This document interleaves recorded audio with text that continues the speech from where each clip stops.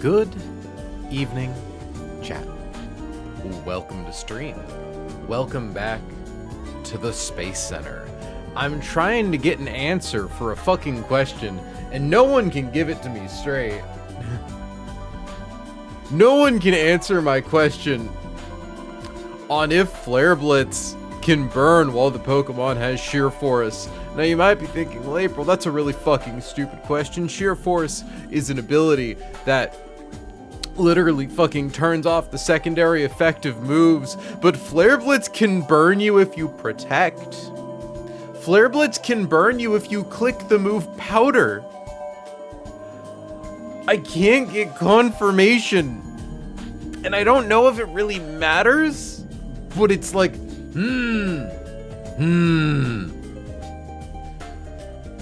But such is life. Hi folks. We are in the Space Center doing space shit. We got one grunt down. I believe we have the line for the second grunt. We do not have the line for the third, but I have cooked out Courtney and the back-to-back-to-back.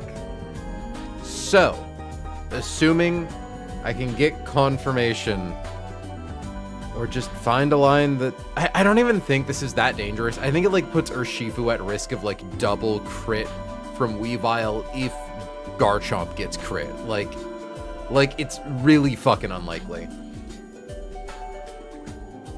But yeah, no, it's like I asked earlier in fucking Dex Court, I'm like, I am once again asking, does Flare Blitz's assortment of bugs allow it to burn while being used by a Sheer Force Mon? Someone responds, I highly doubt that, but IDK. Another person responds, it is Flare Blitz.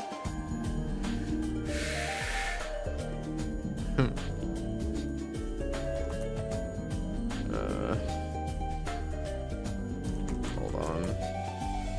Yeah, I haven't been able to get a straight answer about it. Wondering if I can ask if it's just a flat out plausible offense or not. LOL. Either way, we can at least, while I try to hopefully get a response to that message, take a look at that line. Because I know that we have to do some finagling to make sure that we have, like, proper Pokemon levels. Also, I'll be completely honest, I don't even remember what the fuck the line is. So why don't we take a look? So let's see. Also, hi, Rob Boss. I don't know if I acknowledged you yet, but welcome to the stream. So, open with Altaria against Scrafty. We go Mega Mode. We go Mega Homo Mode. Kill Scrafty. We don't even need... Well, okay, we don't need to be burned because it's Intimidate. So we would need to be burned if we wanted to kill with Facade. But like... Lamau. Yeah, we don't need to do that. We can just kill it with Hyper Voice. Yeah, close combat, knockoff, Stone Edge counter. We outspeed. Nothing stops us from killing. I believe we are pre-damaging Altaria to 140 HP. This is so that way, because Duraludon is slightly faster than a level 85 Altaria. Duraludon comes in, sees a KO with Heavy Slam, preventing it from clicking Stealth Rocks because it's a fast kill. It goes for Heavy Slam. We are going to swap to Urshifu. Urshifu takes Heavy Slam just fine. I believe we are pre-damaging Urshifu to 272. So 272, we take a Heavy Slam. We'll assume critical hit, max roll Heavy Slam, so it's 30 HP. So 270, 272 minus 30 comes out to 242. We then kill it with close combat. Our defense goes to -1. Our special defense goes to -1. Executor sees a slow kill on us. Aerodactyl sees a fast kill on us with dual wing beam. I believe that was the plan. Because we threaten it with a one-hit KO with Liquidation, so it can't use Dragon Dance. So it wants to click an attack move. Yeah. It clicks dual wing beat. We swap to Dreadnought, who's going to get bumped up to level 89, I believe. Yeah. I'm glad I checked this, because I actually did not note level up Dreadnought at 89.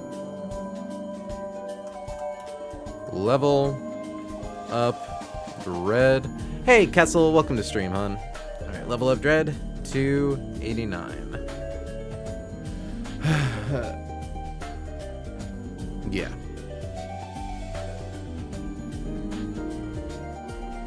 Equip Urshifu with zoom lens. What? Oh yeah, we are just killing with liquidation, aren't we? Is it zoom lens fighting Weavile? I think it's zoom lens fighting Weavile, yeah.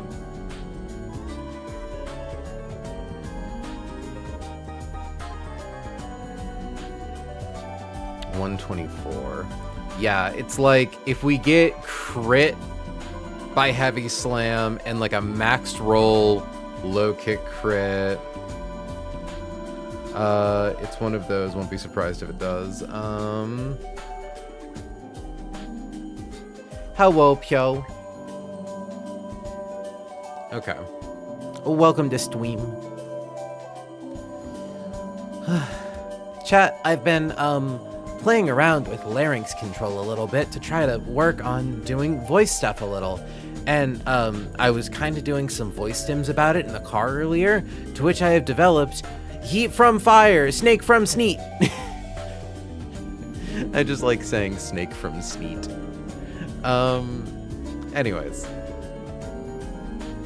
So, Aerodactyl hits the field. It can't set up Dragon Hits because it sees that we fucking demolish it with liquidation. We're getting zoom lens though, so let me confirm that all of these lines do still work with zoom lens. I believe they do, because Aerodactyl is strong as fuck. Yeah, close combat definitely still kills. Aerodactyl comes in, sees dual wing beat. Well, that's an unfortunate addition to my vocabulary. You're welcome. Heat from fire, sneak from sneak. Okay. So, with our minus defense, and we gotta make sure minus special defense, even if it doesn't have any special attacks. So assuming we take lowest roll from Heavy Slam before the defense drop. So that's 16.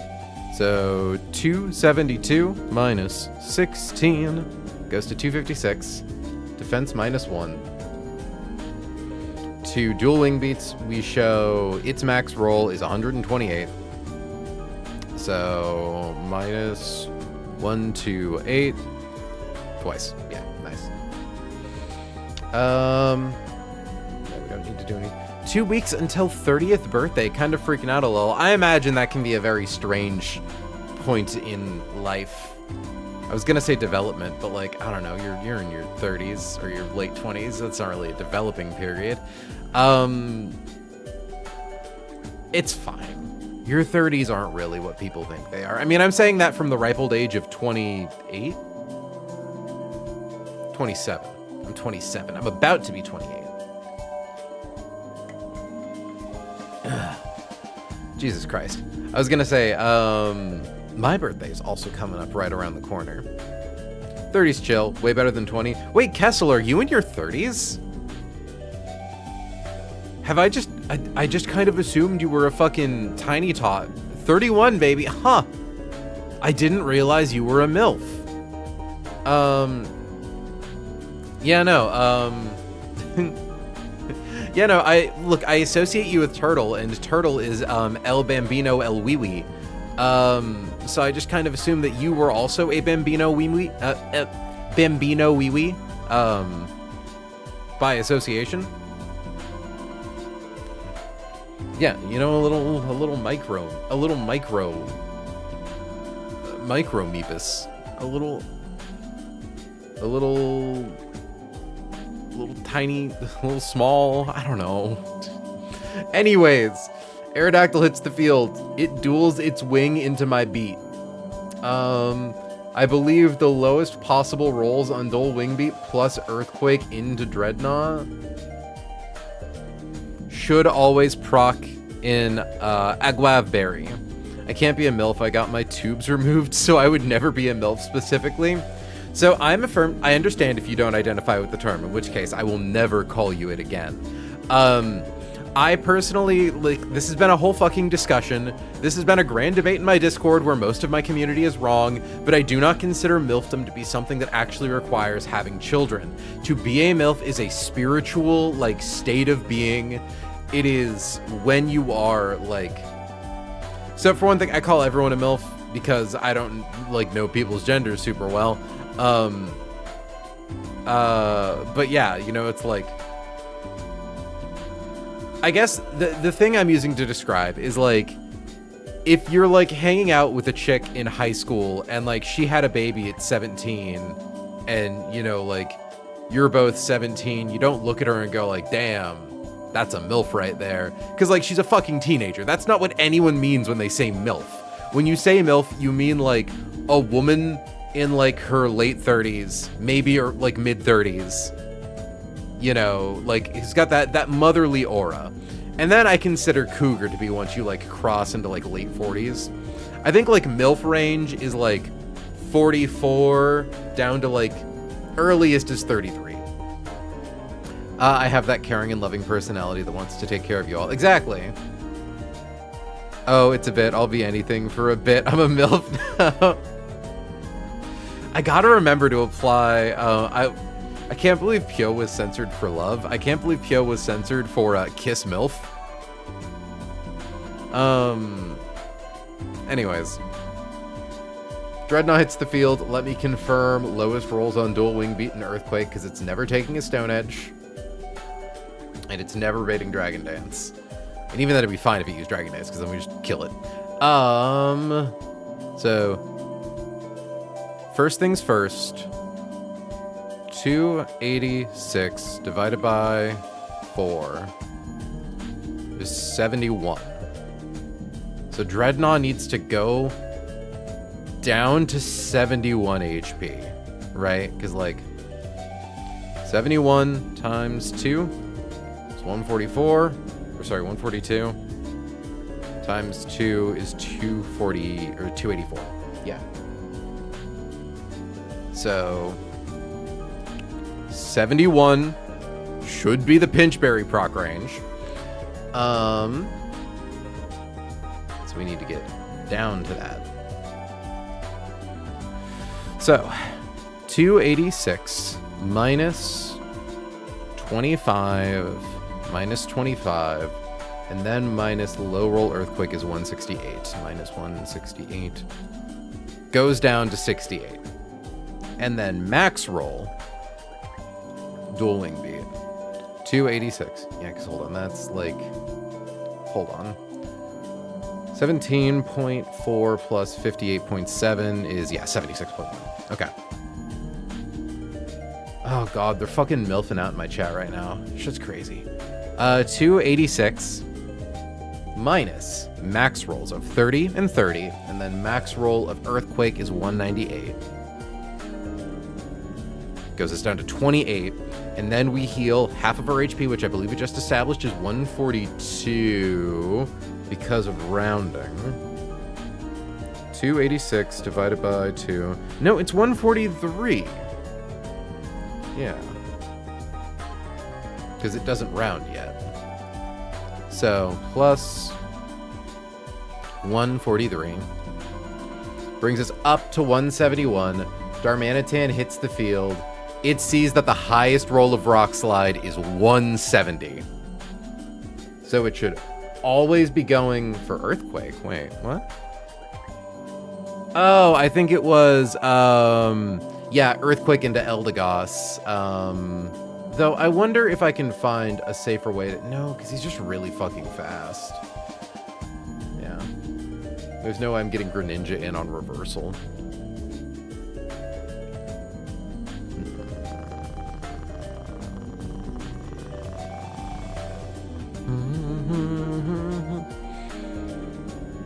Absolutely fucking bananas that Earthquake does that little damage to Urshifu, by the way. This thing is so fucking strong. Yeah, okay. So the plan is swap to Eldegoss. Where is she?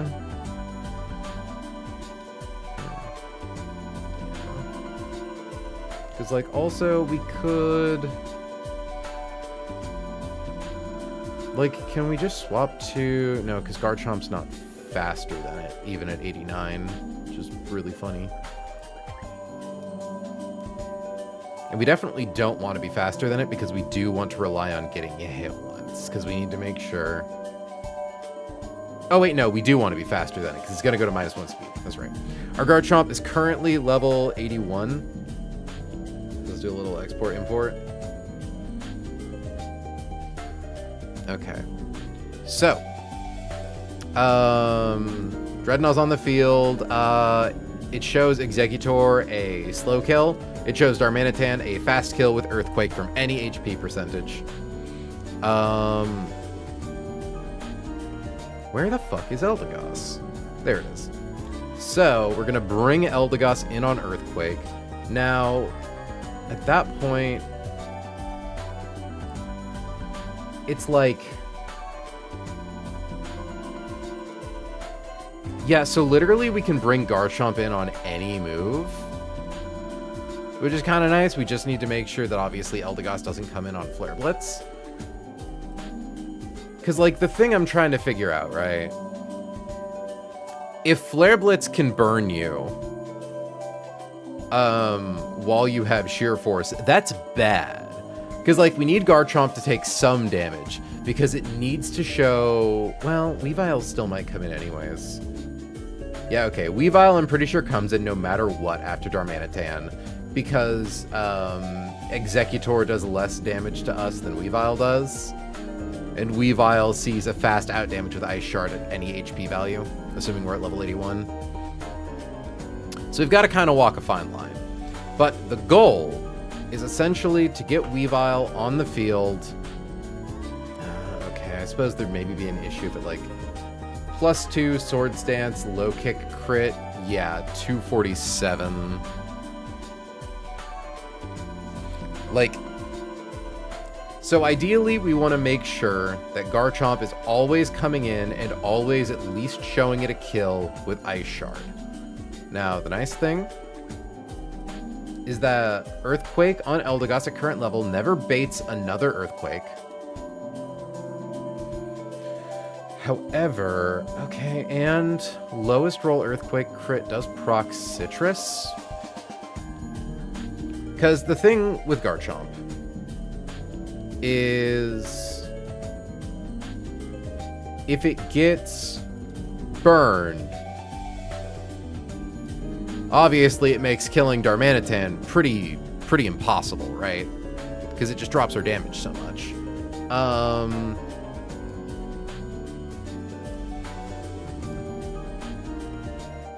Damn, Turtonator actually kind of does crazy damage against this guy, but also dies to Earthquake, so Lamau. So, like, is there a level range?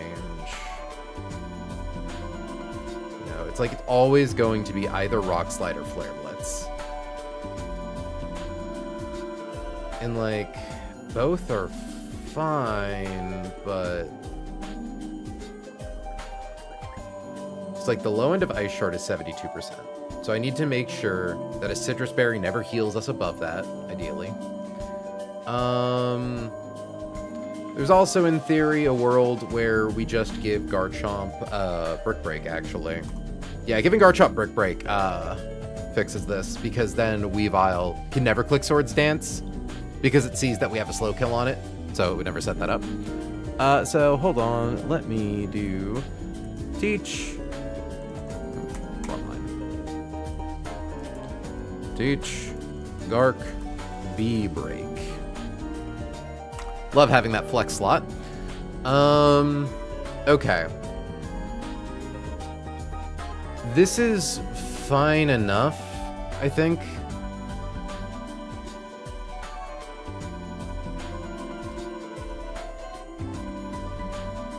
You know, it's actually really funny. If I were to bring Urshifu onto the field, We bait low kick. I could swap into Eldegoss, but then zoom lens doesn't work. That's right, we need zoom lens for this. Okay.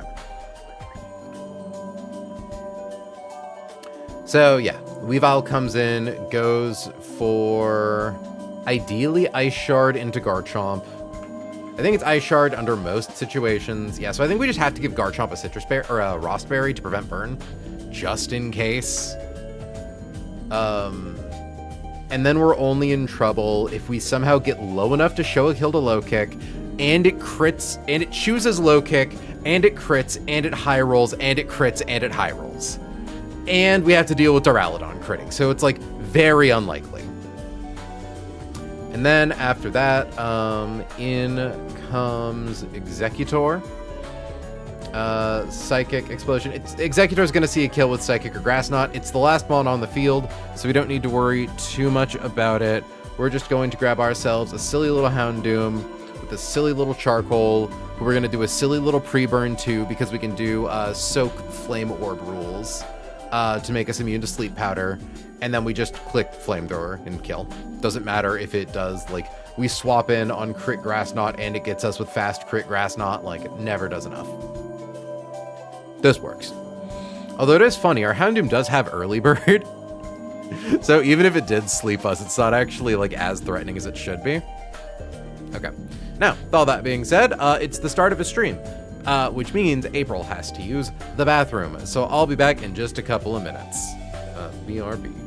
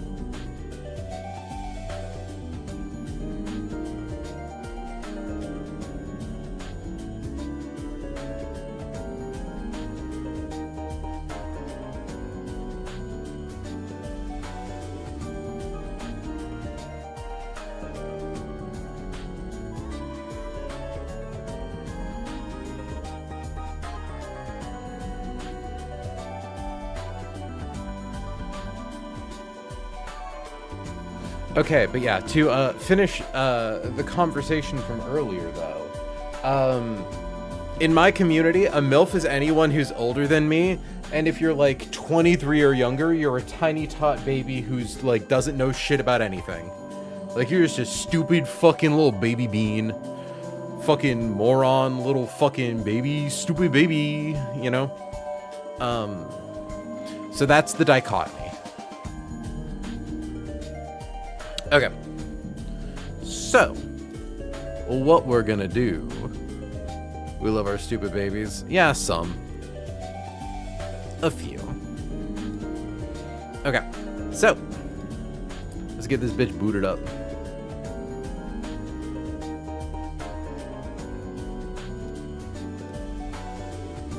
Okay. Left you charging for days, so you should be good to go. Are there stupid MILFs? I don't think you can be a stupid MILF. I think at that point you just like transition categories into bimbo. Do I want actual game music right now? Yeah, may as well.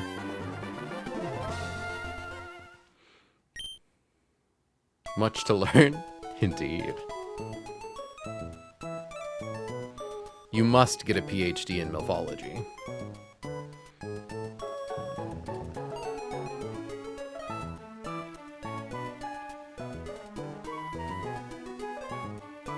Okay. So, for this fight, we need... I'm gonna get rid of this box wallpaper. It's pretty ugly, but I thought it was neat. There we go. I want a PhD in chemistry, though. Well, then spend your time better than I have. So we need you. It's time for Levi to hit the field.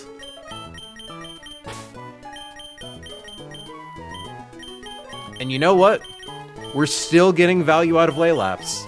Good for you, Laylaps. Of course, Pari.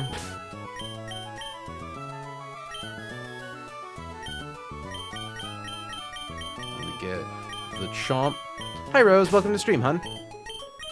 You gonna be sticking around for long, or is this a pop in and then go to play Peak kind of night?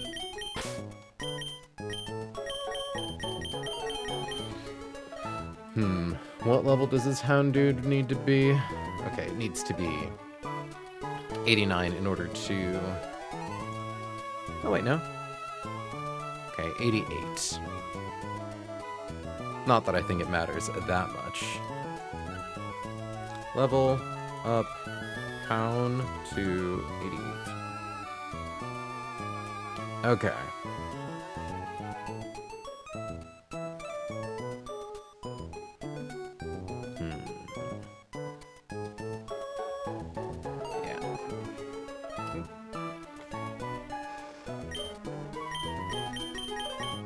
That's the squad. Is there anything we need?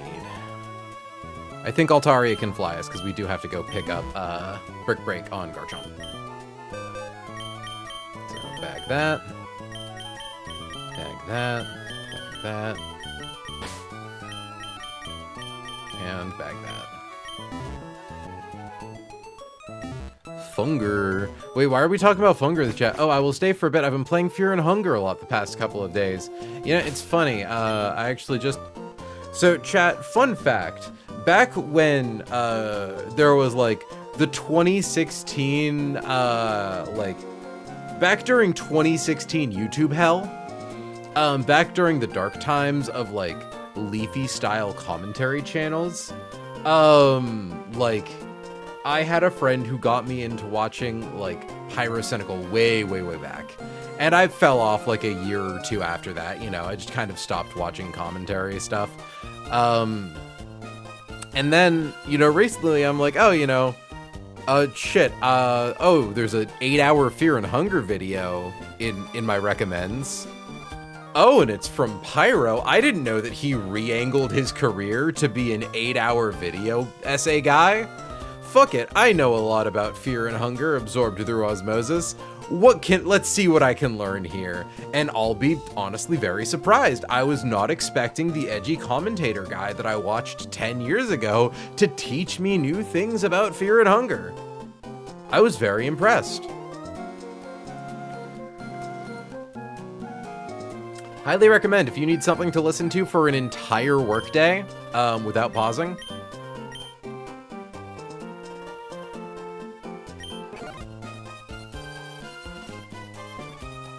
Me when the gar is chomped.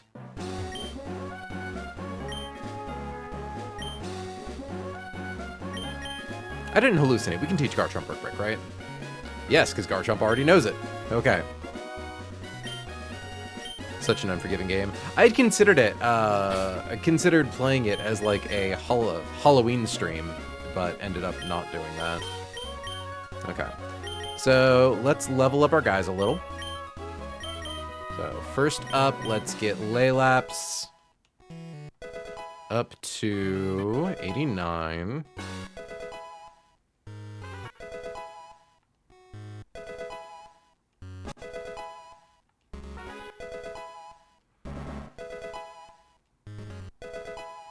Okay. And now we get Houndoom up to 88.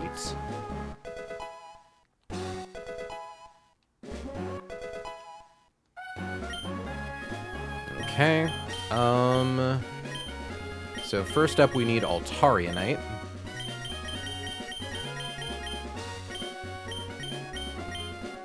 Give that to Sterling.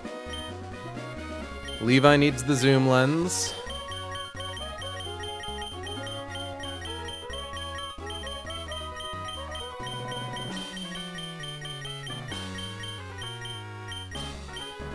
The item that only works if you're slower than the Pokemon you're fighting, because Weavile is fast as fuck boy.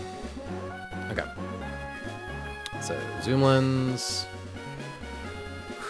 I'm curious, can I really not kill that with, like, Lucario Vacuum Wave? Yeah, wow. Like, it does damage, but it just doesn't do nearly enough. And we're too at risk of getting low-kicked. Lamau. Oh, I suppose the main thing... Well, I mean, you could choice... What? +1 speed? Yeah, I suppose actually it is totally possible to just get Lucario on the field with the Choice Scarf and kill with Aura Sphere. Treadmill has been conquered. Proud of you, wife! But I suppose the whole point here is to use Urshifu, right? Yeah. Dueling Beat Earthquake. Yeah, it's because we want to bait Dueling Beat on Aerodactyl, and Lucario probably baits Earthquake. Okay. Anyway, get fast, get fast, get fast! What was I looking for? I think I already equipped the zoom lens, right? Okay, so Laylaps needs a Pinch Berry. But let me see which one we have the most of. So, Figgy. Laylaps, you have a defense decreasing nature. I think Figgy is attack decreasing.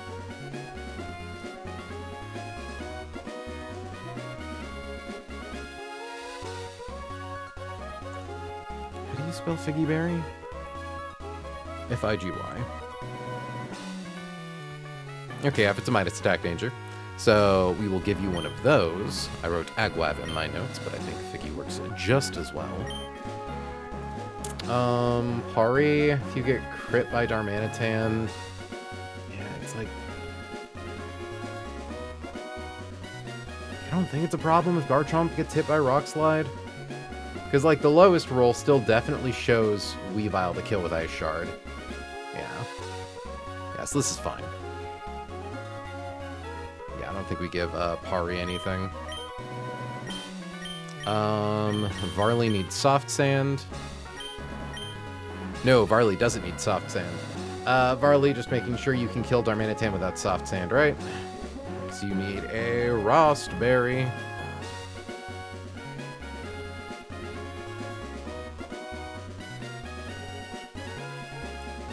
Yeah. Cool.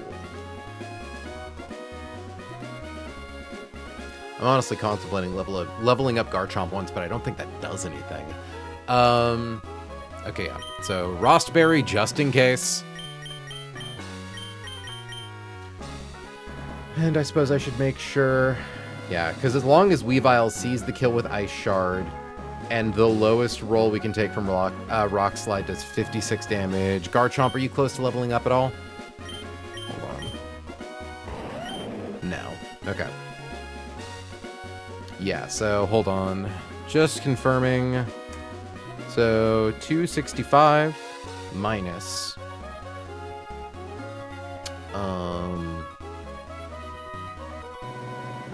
56 is 209. Well within Ice Shard killing range. Yeah. Okay. So Rostberry, where the fuck was I? I don't know if it can do it, but if we do get burned and we proc that Rostberry, I'm gonna feel real fucking smug. Alright, Maka, you get the charcoal.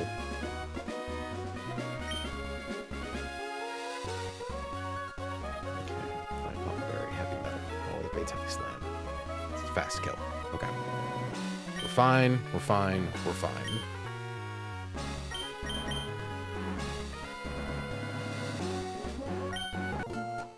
So, got Dreadnought to 89, got Houndoom to 88. Garchomp already knows Brick Break. We have Altaria Knight. We have a Zoom Lens on Levi. We have a Pinch Healing Berry on Laylaps. And we have Charcoal on Micah and a Rostberry on Barley. We would need to see some remarkably bad luck, I think, for this to go wrong.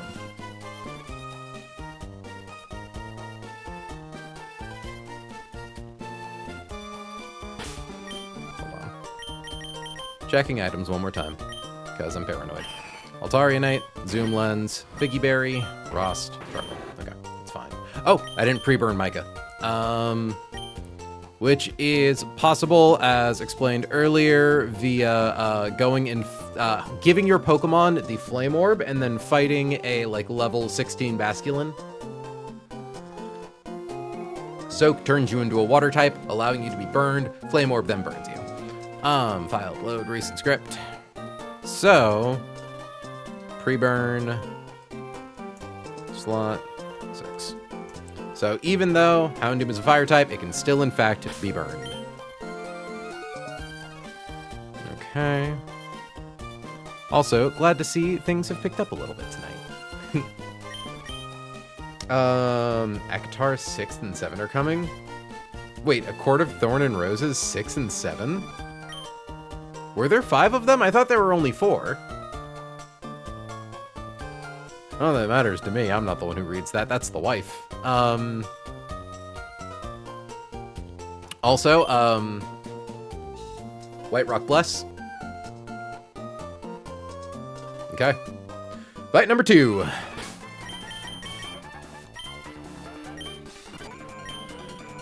You know, it's funny. I think you could technically fight Grunt number 3 second if you're willing to fight them in a row. Like, you walk up one, Grunt number 1 walks up to you, clearing the path for you to go talk to Grunt number 3. And I just think that's silly. I know things are a little haywire right now, but the Bronket launched safely. That's successful launch number 26. Alright, final vibe check. We didn't pre-damage Altaria. Jesus, April. Yeah, okay. I'm glad I did my final checks. Holy fuck. Okay. Pre-damage. So, we want to pre-damage Altaria to 140. We want to pre-damage Urshifu to 272.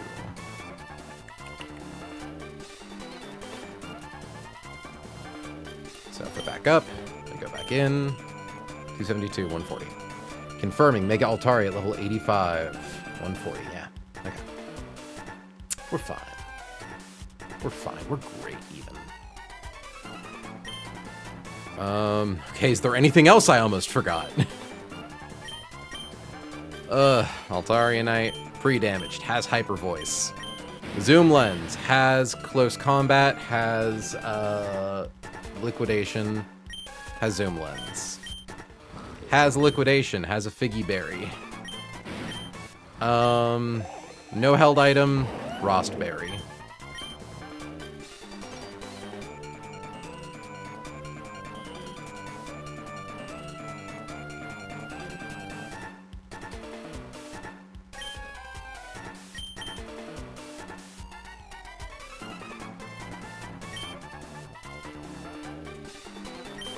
Don't know what I'm scared of. I'm worried that, like, okay, so I know Sheer Force is a little buggy when it comes to damage number rounding. I might put in an extra level or two into Eldegoss. Or no, I can't. It would be for Dreadnought. I don't know.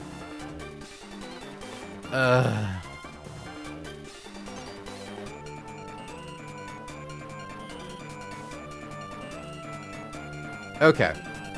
People, I have at least gotten some people in Discord to say, like, I haven't seen any mention of Sheer Force burns through Flare, or Flare Blitz burning through Sheer Force. So if that happens, that'd be a pretty big bug and arguably clause-worthy, which feels good. Fully undocumented bug is easy to clause for R&B. Okay.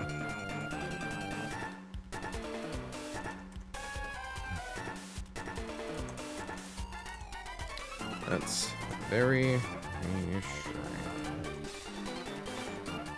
Yeah. So there's a little bit of terror, because I know that Sheer Force... Oh, actually, Sheer Force doesn't affect Earthquake, so I don't think... We're fine. We're so fucking fine. Literally, don't even worry about it, April. Just send it. Just send it. Stop panicking. It's literally easy. You have a step-by-step list of instructions. Just do what they say and you win. Scrafty. Sterling. We don't need to be pre-burned. We get intimidated. Fight. Mega Evolve. Kill it with Hyper Voice. We're faster than it. It doesn't have any priority moves. It's got nothing fancy. Doesn't matter if it has an Assault Vest. We do 110%.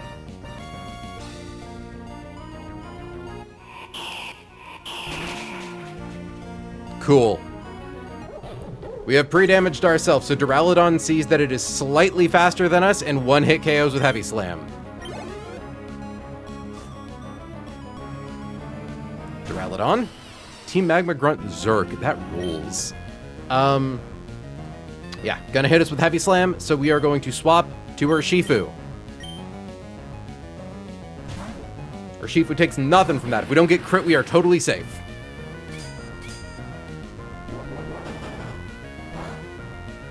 Okay, we did not get crit. Rad. Just gonna check something really quick. Defense -1. 128 times 2. Comes up to 256. So after close combat, we should bait in Aerodactyl.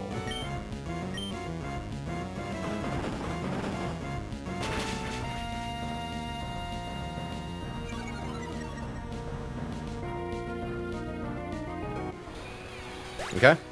By dropping our defense, Aerodactyl sees a very slight fast kill on us. Good. We show a slow kill with Liquidation, so even though it doesn't see the complete range for the kill, it still will not click Dragon Dance. We swap to Laylapse.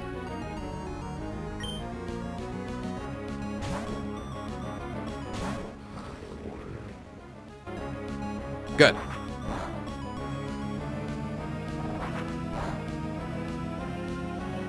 Okay. We threaten one-hit KO with Liquidation, so it shouldn't click Dragon Dance. Honestly, it'd be fine even if it did. Either way, we click Liquidation. Earthquake does it max 69.2%. We cannot... That's right, we eat the berry after we kill Aerodactyl, because then Unnerve goes away. Oh... Oh, that's right. That would have been really bad. Fuck me. Okay. Eat the Figgy Berry. Heals us back up. Scared myself. Okay. Darmanitan hits the field. Rock Slide max roll is 170, so it should always be Earthquake here. We swap to Pari.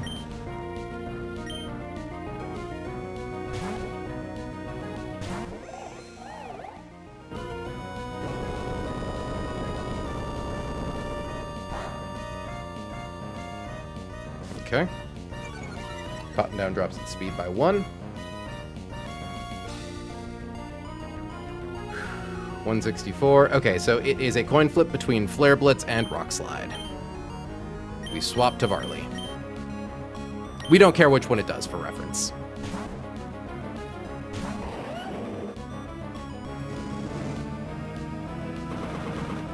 Do we get burned? Rough Skin. We did not get burned. I mean, that could have just been because we didn't hit burn range.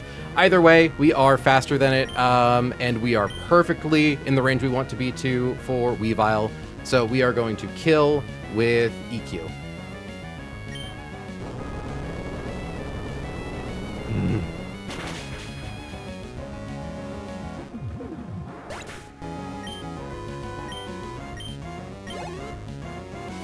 Should be Weavile. Good. Should be Weavile. Never on Night Slash, because high roll is 97. Always on Ice Shard. Swap to her Shifu.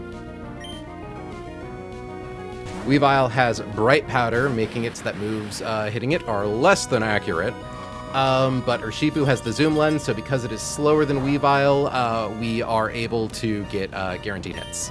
So close combat. Just for low kick, does like 27% on a crit.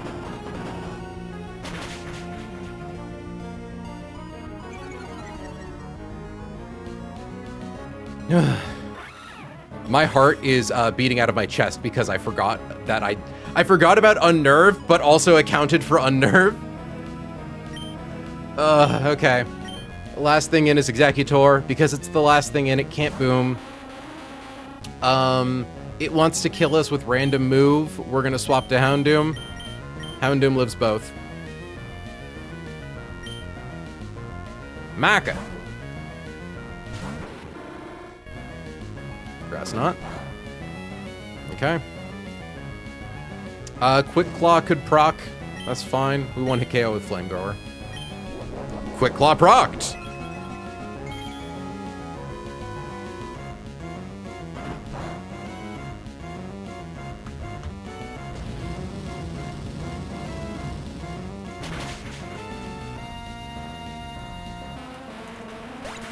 Forgetting about the Unnerve.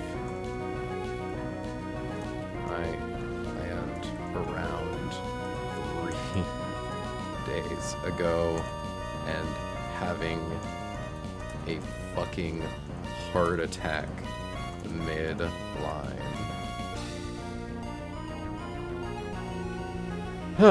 Okay. If sheer force blitz can burn, it did not do so today.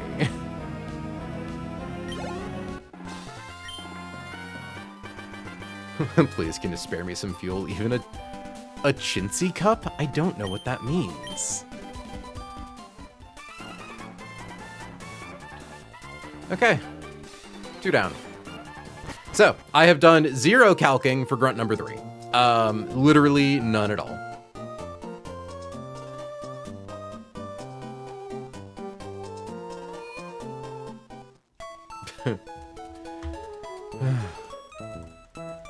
I suppose also, thinking about the Unnerve thing, it wouldn't have killed us, it just would have put Eldegoss at risk. Wouldn't have lost the run, just put Eldegoss's life at risk. Okay. Good job, team. First frag for Levi. Welcome to the team, buddy. He's so fucking strong. He's so fucking strong. Why is he so strong? Oh, excuse me.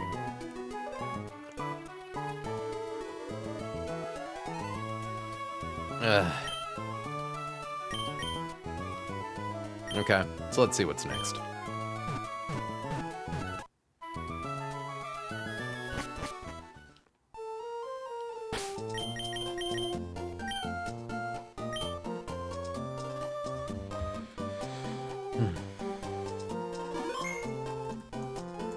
second, someone's asking me a question.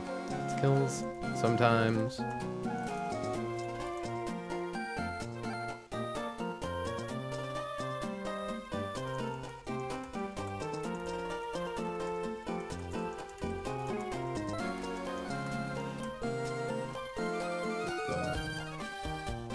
Zero action. Speed control makes so many lines possible.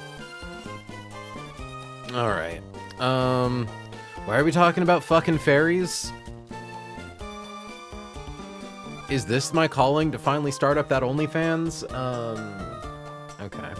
So, let's see what's next. But also, we need tunes. We need tunes right now. So what are our tunes?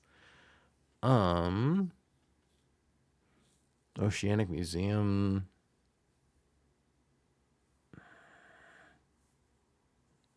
I could do all Deltarune battle themes. I do like all Deltarune battle themes. Let's do at least one round of all Deltarune battle themes. I'll probably forget, and then it'll be more than one loop. Depends on how long it takes us to calc this fight. Alright, kids. Who's next? Thankfully, this team only has 5 guys. Burgers, comma, fries. Doop. So, first up, Diggersby, huge power, quick claw. Yeah, that makes sense. An annoying guy for certain.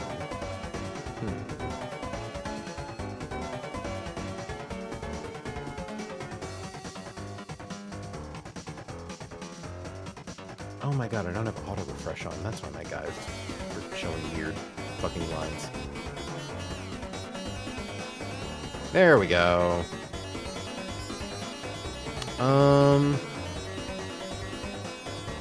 Torterra beats him.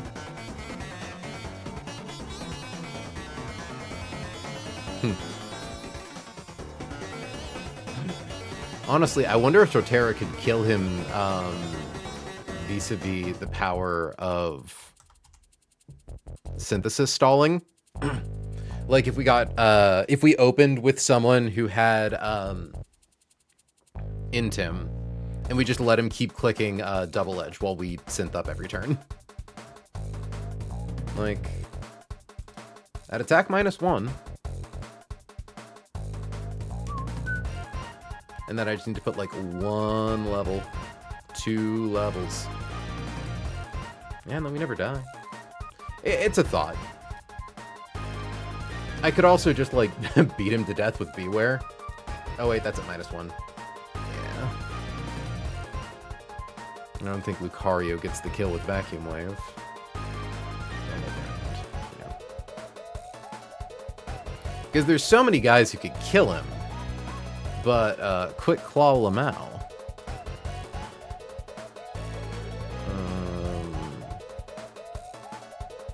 Probably not you, dumbass. Like, he's not even that slow. Why did they give him a Quick Claw?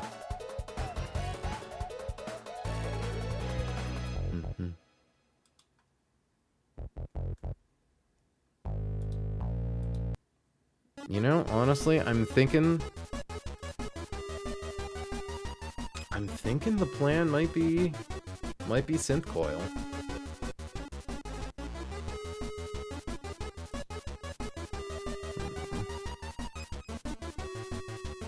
The question is, do we have an Intim guy who always baits double edge? And I have to imagine we do, right? Granbull. Yeah, Granbull definitely does. I imagine Gyarados does. Oh yeah. Okay.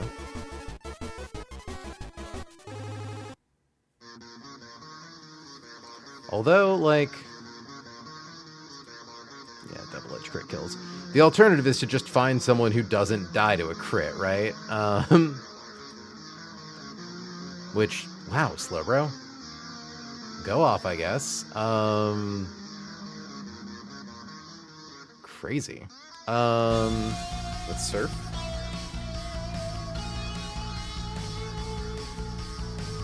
Problem is that we can't do a held item, but Oh yeah, and that's also already at level 89. So, a bit dubious. And by dubious, I mean it just flat out doesn't work. Yeah, Greninja could definitely kill with Torrent Surf. But we'd need someone to knock off the Claw first.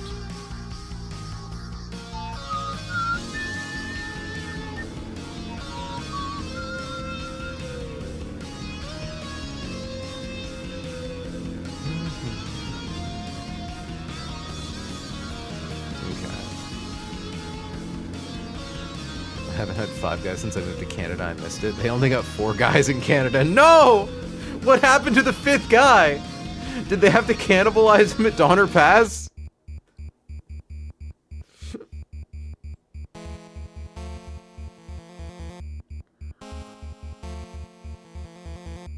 Not 4th guy. He was my favorite. Or 5th guy. He was my favorite guy.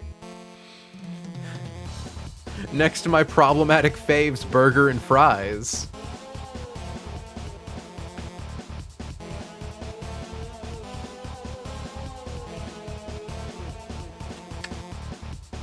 But yeah, like... it definitely KOs itself in 5 turns or less. Well, hold on. At attack -1.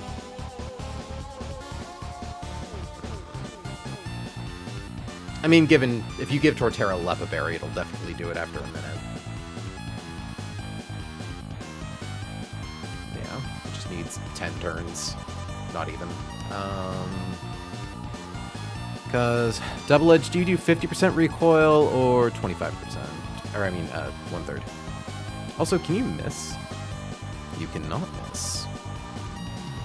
Okay, 33% of HP lost by the target.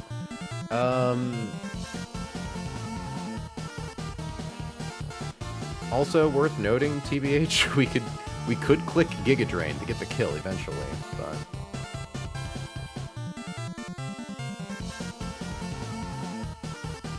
okay.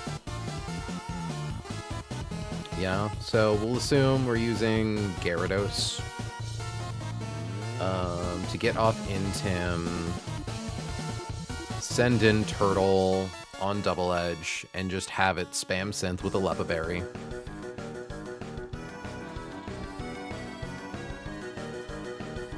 Honestly, I do actually wonder if we go to like level 89, we might not even need the Intimidate.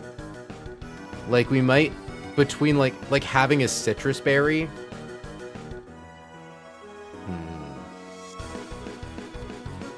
No, 77 is way too much damage. Like 70, yeah, we take like 70, we go down to 30, we heal up to 80, we go down to 10, we go up to 60. Yeah, that's just kind of dubious. Even if we have a Citrus proc turn 1, that basically just buys us 1 extra turn. Okay. So, Funny Line Lamau. Is there someone else who can live? Like, Garchomp, can you... what about Mega Garchomp? Mega Garchomp at level 89? Mega Garchomp at level 89 can, in fact, live a hit from Diggersby. Can't kill it, though. So what fucking good is it?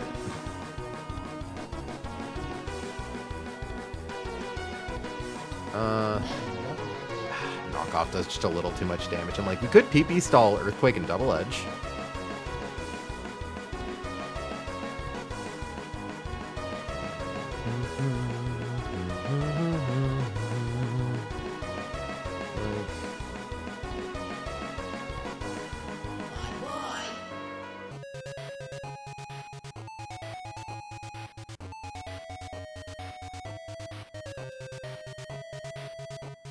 We can't use, like, Choice Band to just absolutely jack up a Prio move.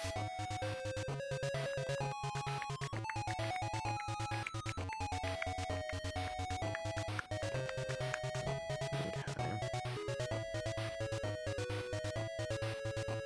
I assume we can't use Altaria for... yeah, definitely not.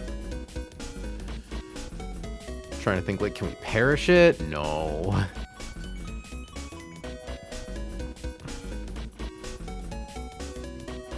I was wondering why he had a quick claw. I'm beginning to understand why he has a quick claw.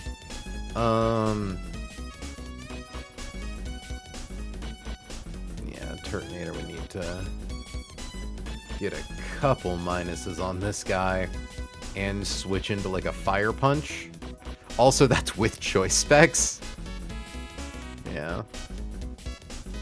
Yeah, -1. We still just died to Earthquake. And everything baits double edge on it, because of course it does. It's the highest damage move possible with stab.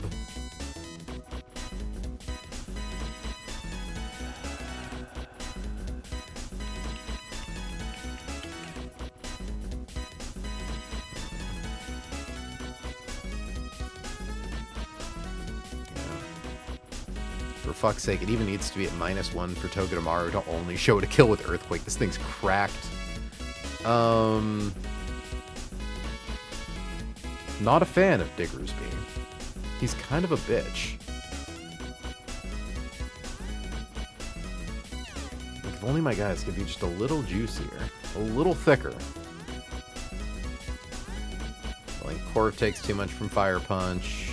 Basket Legion takes too much from Knockoff, or rather, shows Knockoff in general. Yeah, it's fine. But yeah, okay, so the damage taken is equal to 33% HP lost by the target, rounded half up, but not less than 1. What does rounded half up mean? Wait, what does rounded half up mean? Like, thankfully, it shouldn't matter. Let's just see, like, okay. Set you to attack -1. Set us to level... 89. We'll do like 88. 87? You can get away with 87. At which point, low roll double edge does 115. 115 divided by 3 is 38. So 265 minus 38. 1, 2, 3, 4, 5, 6, 7. Okay, 7 turns. That's easy. I was going to say, we're going to PP stall longer later anyways. So yeah, Portera does that. Should always have around like 60% max HP. Because like, it'll go down in 7 turns, probably fewer.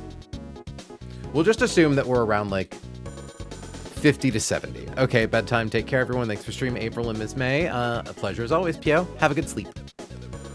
Okay, it's just always going to be Sylvally for Ice Beam, because we're always going to be too high level for Flamethrower. This is good. Another good thing is that we can... Oh, hold on. Okay, who do we have that can kill this guy? Instantly a big shot. Oh, you just don't have a big cock.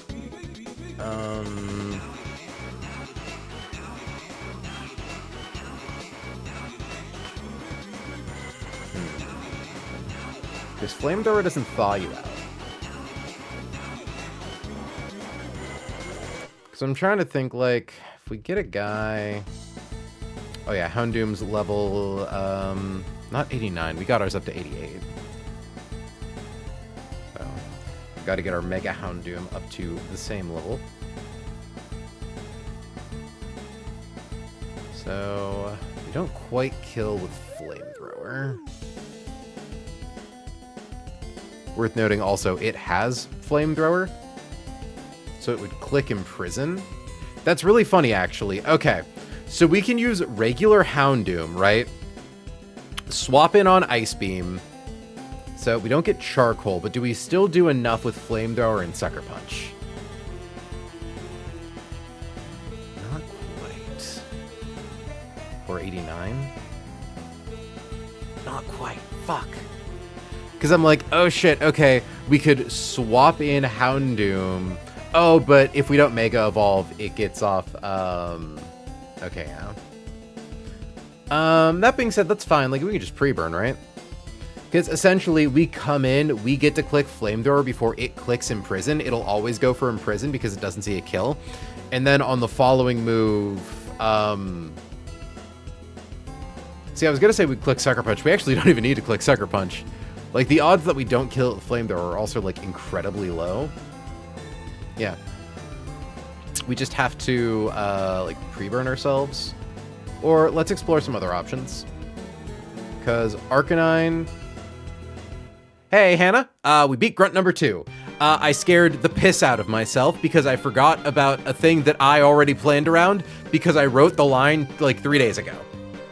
And it scared me really bad. Because I'm like... I had Dreadnought swap in to take dual Wing Beat from Aerodactyl, and then Earthquake, and then its Pinchberry would activate, because it always activates from lowest damage to highest damage. It always gets us exactly out of the range on Darmanitan to only ever show an Earthquake. But Aerodactyl hit the field, and I see Unnerve, and I'm like, wait a second! But I'm like, no, you fucking moron. You eat the berry once the Unnerve Pokemon dies. You don't need it to live Aerodactyl. You just need it to get within a safe range for Darmanitan. But it was scary. It was very scary. And I am traumatized. We're beating this Diggersby by letting it KO itself with Double Edge Recoil on Torterra. So that's fun. 3 spooky, 5 me. Real.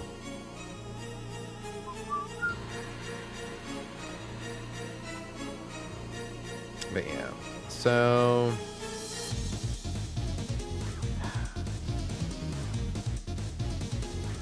Because Arcanine's not going to be able to outspeed Silvally.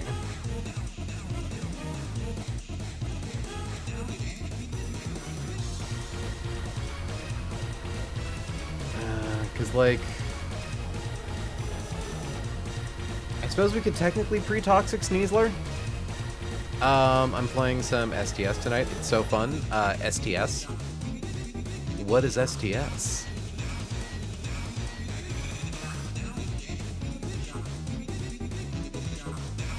Oh shit, did Split... Oh, that's right. The early access came out, didn't it? I totally forgot about that. I did see some folks doing that on the front page of Twitch.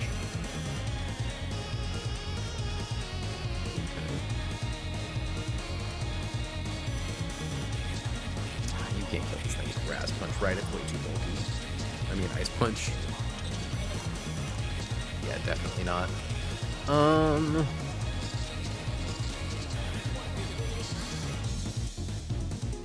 Yeah, I think we just pre-burn Houndoom, swap it in on Ice Beam. We get off Flamethrower before it gets off Imprison. I am correct about that, Hannah, right? Imprison's not a priority move. That'd be stupid. Yep. Yeah, so since it never sees a kill on us, even with regular Houndoom, yeah, regular Houndoom comes in on critical hit, Ice Beam, plus burn damage. So, 252. Ooh, actually, I should make sure... Yeah, burned Houndoom Mega definitely kills with Flamethrower Sucker Punch. Like, not even close. Or, like... Not that it's not even close, but, like, obviously we get this. Ooh, we could sack Noivern in. Just send Noivern in to sack it. Like a fucking moron. Okay. I'm trying to think, like... Would technically be more ideal if we could swap in... Because, like, Bramble... Nah, you all just bait neutral multi-attack, which is fine.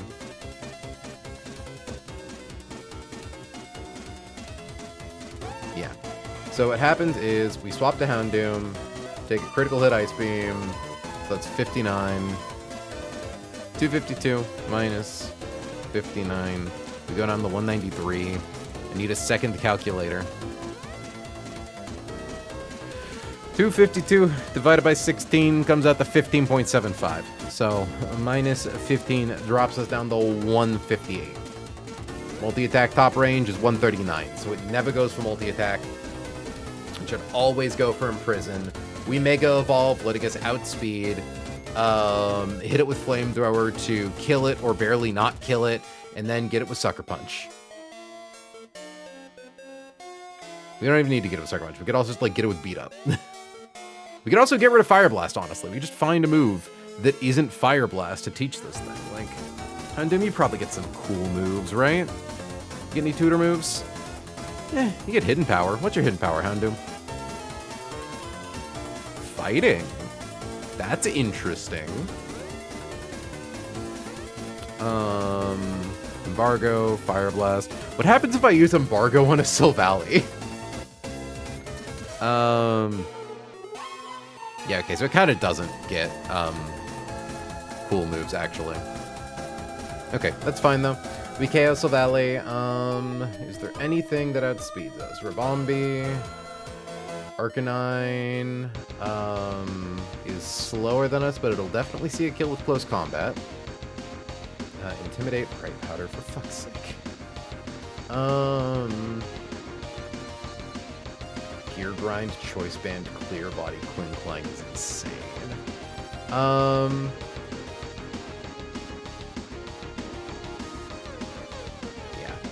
I don't think Rabombi's ever coming in. Because I don't think our HP's ever low enough to show a kill to Moonblast, right? Because Silvally has to go for Imprison because we have Flamethrower. And it doesn't see a kill. Damn, it's a shame. Fucking... Oh, well, I suppose it has Focus Band. Ew, it's Focus Band. Ew, icky. Gross. Thankfully, it's incredibly frail, and it's Focus Band, not Focus Sash, so it's pretty easy to prevent this thing from setting up.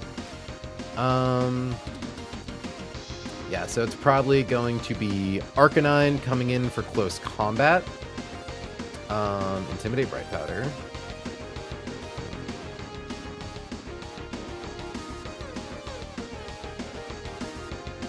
Now, the nice thing is that it is going for close combat.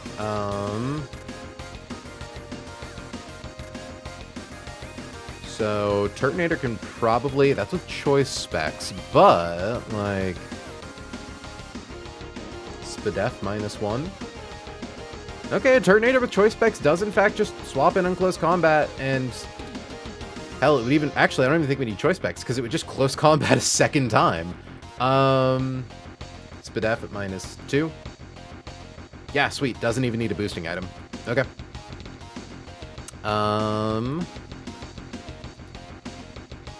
Okay, so bring in Turtonator.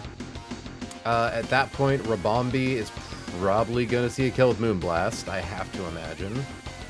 And even at -2 special attack, yeah, we're going to be showing a kill to Kling Clang, so...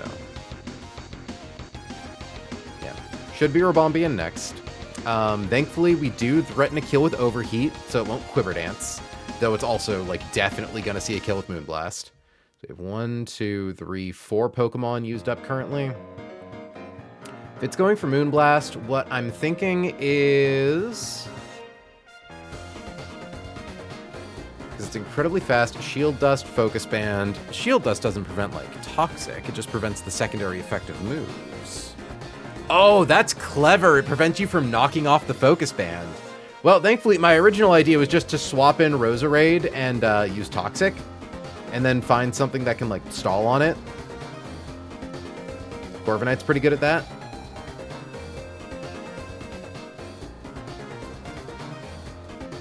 Like, yeah, Corviknight comes in on a critical hit, Hidden Power Fire. Ugh, it still does so much damage. That does a lot. And it's probably our, like, best bet at tanking this thing.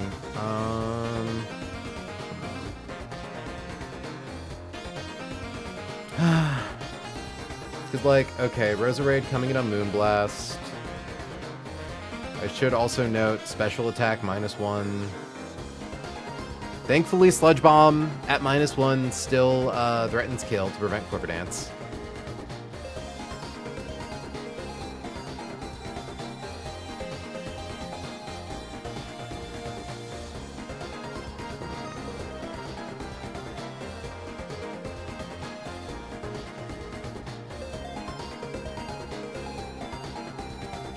It's like Roserade, you're going to be showing this thing Not random move, but...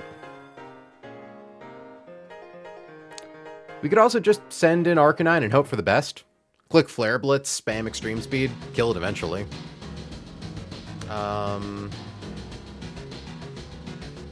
And hell, it probably chain kills into Klinklang, right?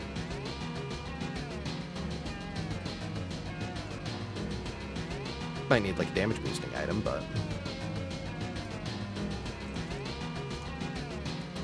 So... yeah. The thing about good old Ribombee here... Oh, that's right, I was checking Shield Dust, though. This Pokemon is not affected by the secondary effect of another Pokemon's attack. Attacks with secondary effects that are prevented include those with a chance, even 100%, to paralyze, sleep, freeze, burn, poison, confuse, cause the Pokemon to flinch, causes Pokemon's stats to be lowered, as well as Anchor Shot, Eerie Spell, Fling, Psychic Noise, Salt Cure, Spirit Shackles, Syrup Bomb, and Throat Chop. The effect of Sparkling Aria is prevented if this Pokemon is the only target. Secondary effects added by King's Rock, Razor Fang, and Poison Touch, Stench, and Toxic Chain abilities are also prevented against this Pokemon. It's a lot.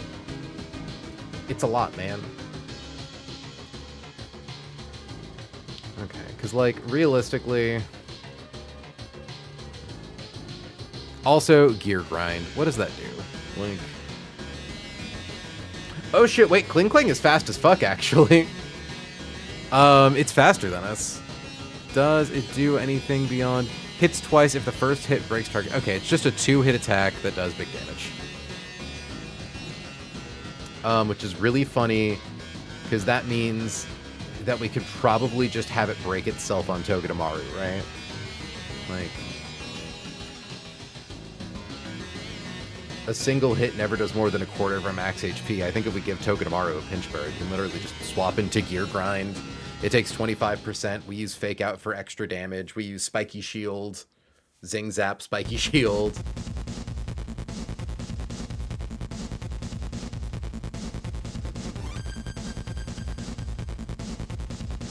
Or we could just give Lucario Choice Scarf. That's also an option.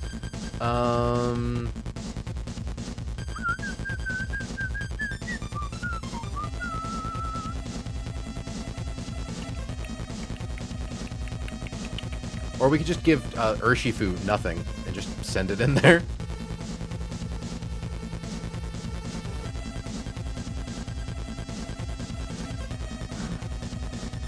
But yeah, Hannah, are you able to try any of the new characters in SDS2? Okay,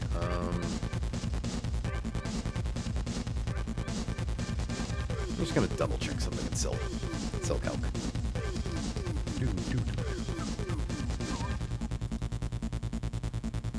So we have good old Houndoom here, level 88. Export, import, level 88. Export, import. Yeah, always in prison, especially after 178.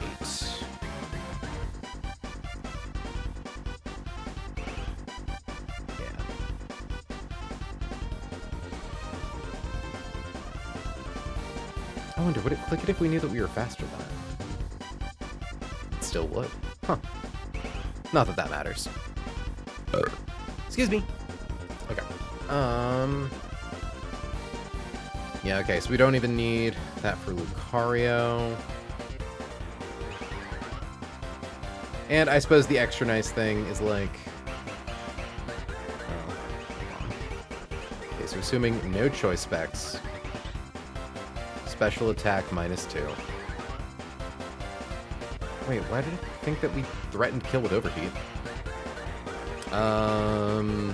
Charcoal?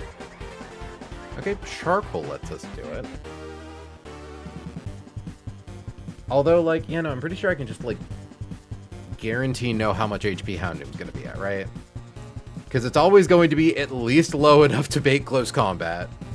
And I don't think it should ever be low enough to bait Moonblast. It would be swap in burn, fail to kill with flamethrower burn, and then KO with beat up burn.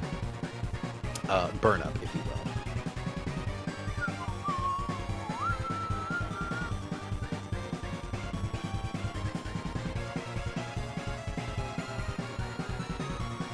Honestly, I appreciate Gear Grind. It's such a straightforward move. It's just a base 100 power move. It's just dual wing beat, but a little stronger.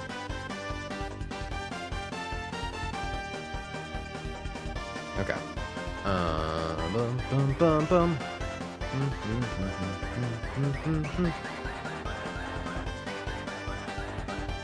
I don't think there's really any downside to leveling up Houndoom.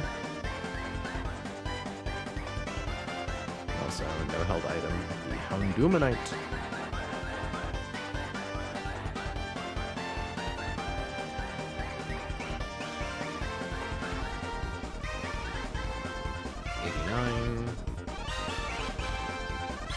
Faster than Kung Lang, definitely.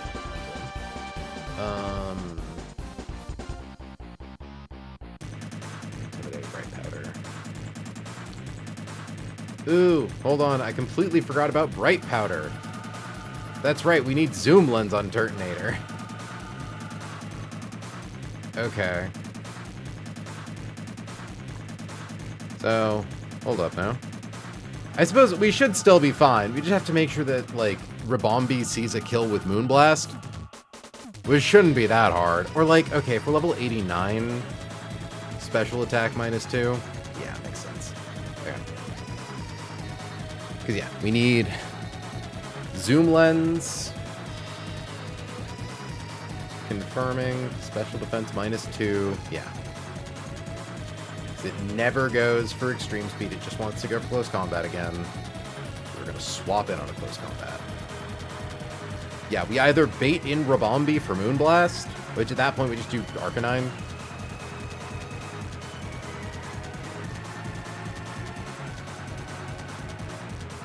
Absolutely crazy how fast my Houndoom is. Okay. 1 second.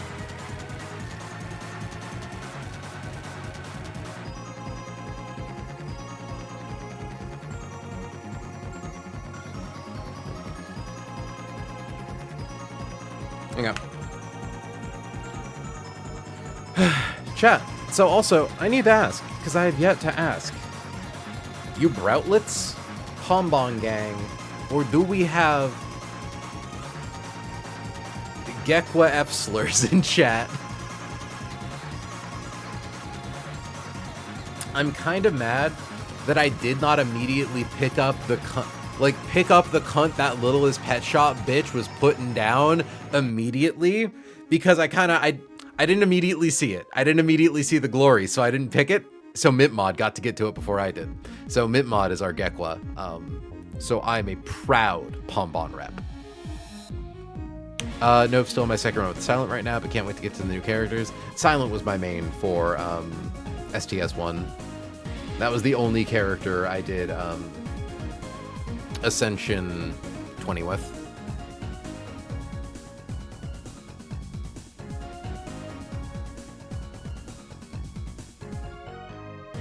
Damn, Rapidash, could you... You know what? I'm pretty impressed with Rapidash. I do think it could actually probably do what Houndoom's trying to do with Flare Blitz. I don't know if it baits in the right thing afterwards.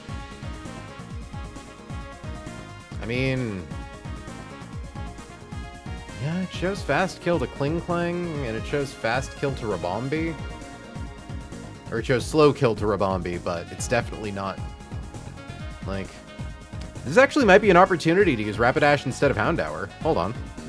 I think it might... I don't even know if it needs to be safer, per se. Just like... Yeah, it comes in on an Ice Beam. We don't even need to worry about giving it a, like a Freeze Restoring Berry, because it's got Flare Blitz. We'd take Recoil for sure, but like... Let's see. Level 89... with Charcoal. But we need the Charcoal for... No, we don't need the Charcoal for Arcanine, I think. Yeah. So... we always take the exact same amount of recoil, which is 182 divided by 3. Or sorry, 282 divided by 3, which is 94.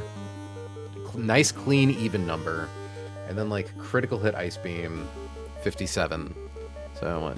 241 minus 57 minus 94 puts us down to... Okay, that's actually kind of pretty low.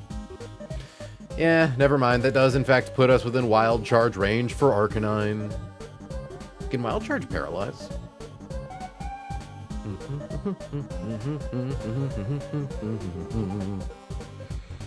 Okay. Yeah, we use Houndoom. I don't know why I'm freaked out that, like, somehow Houndoom will actually get imprisoned by Silvally Grass. That literally can't happen. Literally can't happen, won't happen.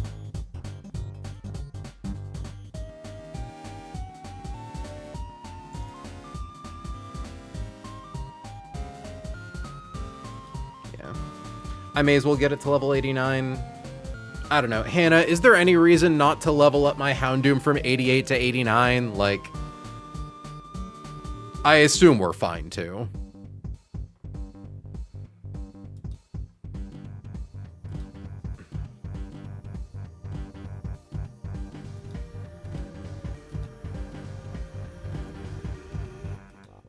Not that I can know offhand. Okay, yeah. We're fine. What the fuck are we gonna do? Like, also, we get a level cap increase before Juan's gym. That's really the only thing we're worried about. Cool. Yeah, I'm just gonna level this goober up.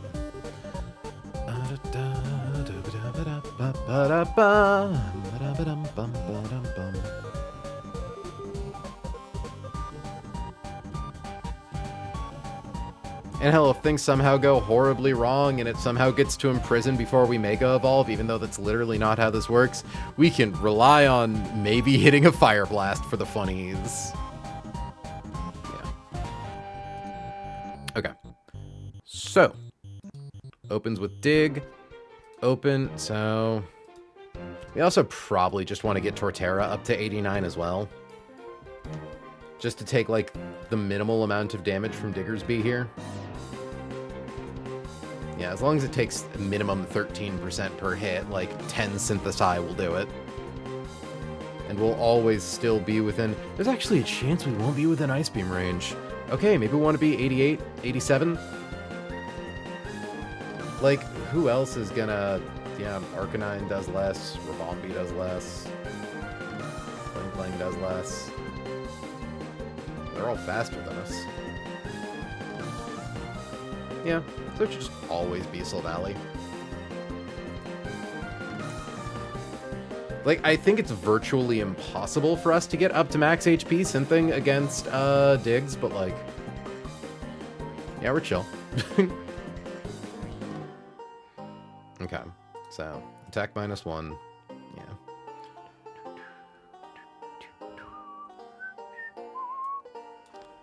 Okay, so first, level up Tort to 89, level up Hound to 89.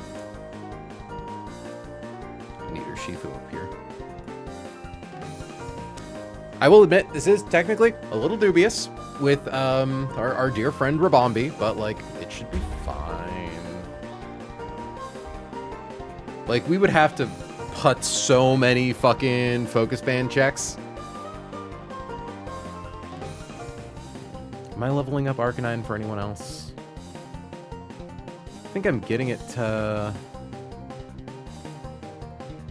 Yeah, no, we may as well. We wanted that to be a high level for the Gauntlet, so I think we can get away with just leveling it up to 89. Yeah, because now we guaranteed live 3 Moonblast crits. Export, import. Okay. Level up Arca to 89.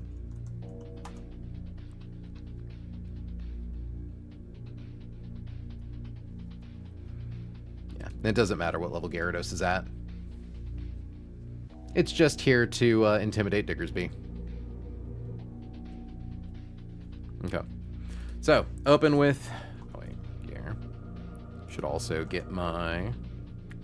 Don't think we're tutoring anyone with any moves. I don't think we're doing any pre-damage. Yeah.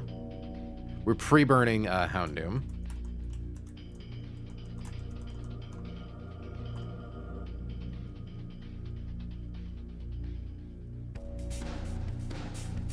I wonder, can Rapidash with choice specs kill Silvally with overheat? Oh yeah, definitely. Special attack -2. Still threatens Flare Blitz kill. So I do have to remember, that is the thing that's really nice about Rapidash clicking overheat, is that it's like not a special attacker, so it doesn't debuff any of its other moves.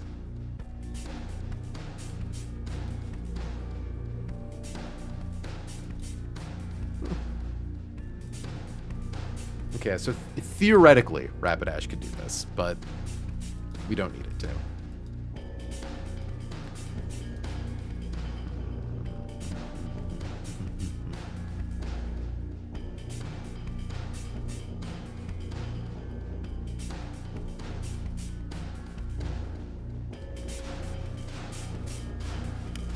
I am a little worried. Because, like, okay. Arcanine doesn't need charcoal. Yeah, we can give Arcanine a citrus berry.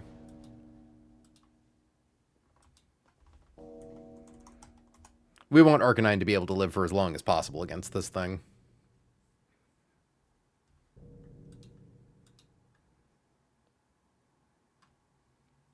Yeah, I think we considered giving it charcoal so that way it could beat Klinklang, but Klinklang is faster than it, so bad call.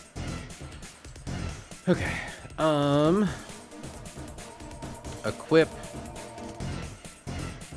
Tort with Lepa Berry. Equip Hound with Hounduminite. First tried Crust King Khan in Silk Song. Everyone clapped and cheered. I mean, isn't the bot like? Did you also first try the gauntlet leading up to him? Because like fuck, that gauntlet is like what got me stuck. Okay, I shouldn't say I got hard stuck on it. I tried it for like a night, and it was just around the time that I just kind of got bored of Silk Song. So I do need to go back and finally pick that up.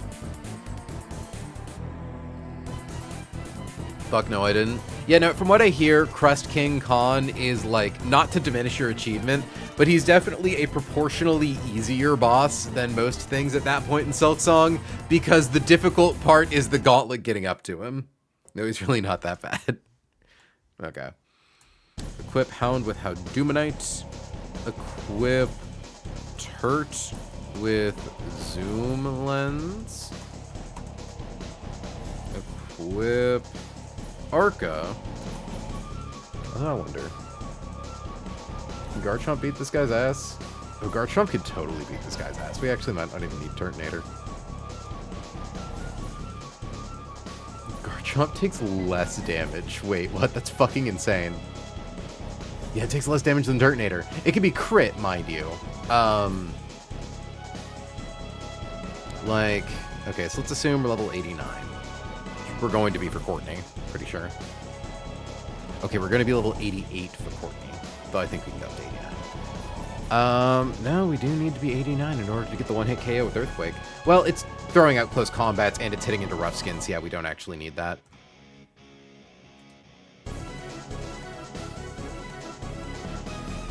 And the nice thing is Garchomp's definitely always showing Rabombi a kill with Moonblast.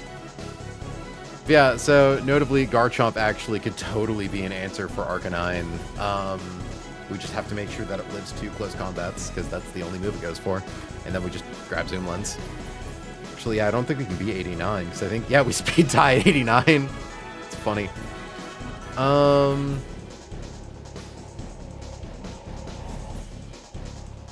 on, I should probably confirm. I don't think Bug Buzz does anything. I'm pretty sure it's just a bug type attack. I always think that it like can reduce your, has a 10% chance to lower the target's special defense by 1 stage. Ew, I don't like it. I don't like it.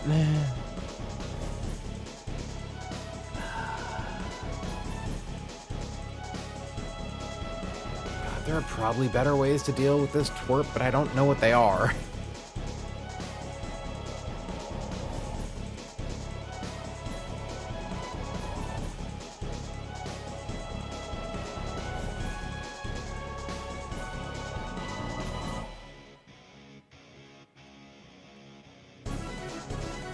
Like,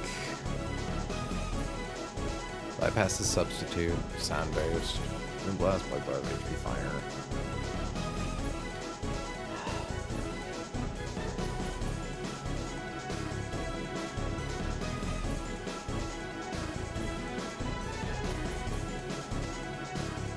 I just don't have someone who, like, effectively bulks all of its moves. It should be fine.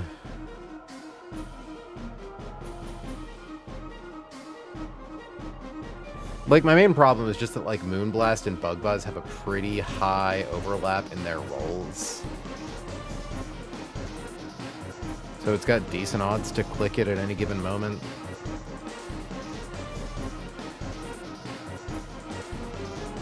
Yeah, there's just no one who takes these hits elegantly and dishes them back out equally elegantly.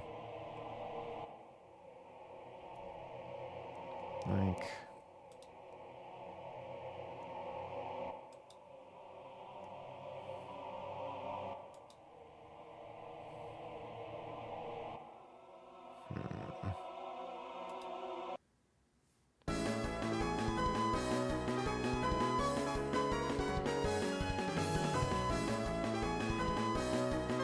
It's like I can swap in Arcanine, hit it with Flare Blitz. I can't even really safely swap to... Okay. I could swap to Arcanine, hit it with Flare Blitz, swap to Gyarados to bait Moonblast into Roserade to click Toxic. And then, is there a guy I have that can kill Klinklang and also safely swap in on a Bug Buzz or Hidden Power Fire? Maybe Mega Houndoom? Hold on. Okay. Genuinely might be an option. Oh, no, wait, because now that I think about it, it would die on the turn I afflict it with Toxic, which is not good. Boom, boom, boom, boom.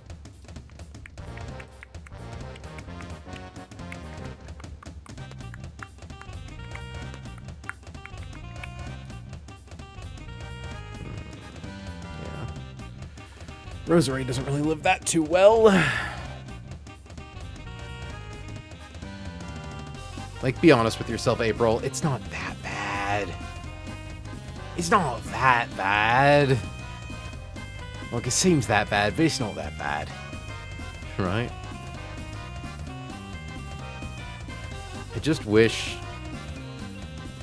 that we only baited Moonblast.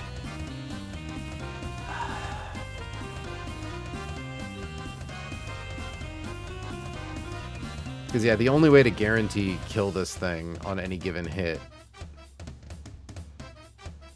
Yeah, no way to... Well, I mean, actually, if you swap Letty in on Bug Buzz...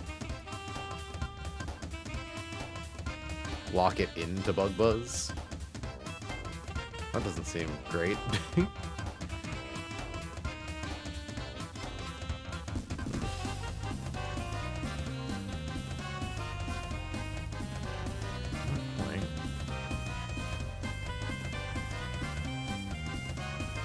But also that wastes the team slot, like...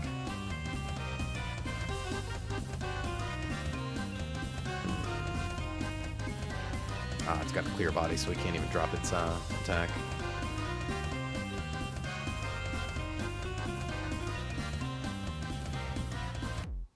Jesus Christ, Sneasler, do you outspeed Rabombi? You outspeed Rabombi, that's crazy! Oh yeah, it's a plus special attack, Rabombi, instead of a plus speed.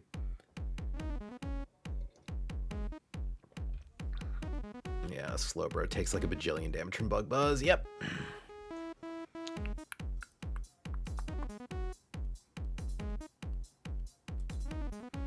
I mean, I guess the question is, do I have a safe pivot out and back to Arcanine? Like, if we suffer a Bug Buzz Spadef drop, right? Like, we could swap to Gyarados and then swap back. It's probably not that risky.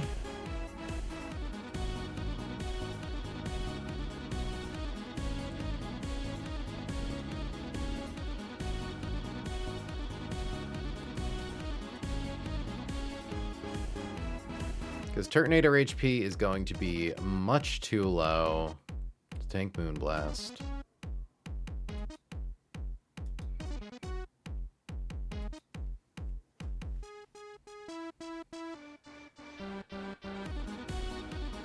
Okay, like, realistically, though. We're not guaranteed to come in on Moonblast. But, like, we have so much HP. We're so bulky.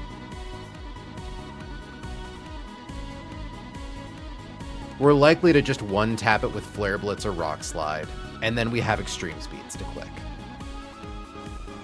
Like, we do still have to live a hit on the switch-in, which is annoying. I would love to have a guy who baited Hidden Power Fire into it, but that's, nobody. So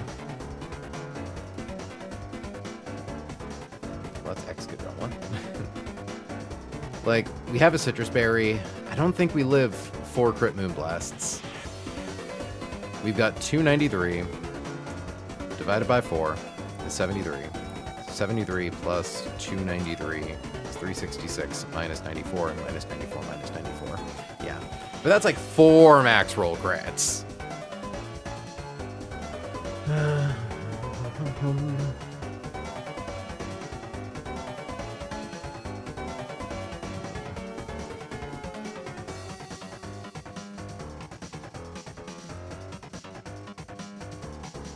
I'm trying to think, like,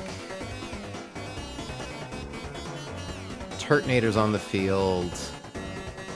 Do we have a way to safely swap into Roserade? To, like, get up Toxic and then swap to someone else? Oh, shield dust again. Yeah, secondary effects of attack. Toxic is the primary effect. Boom, boom, boom, boom. Boom, boom, boom, boom.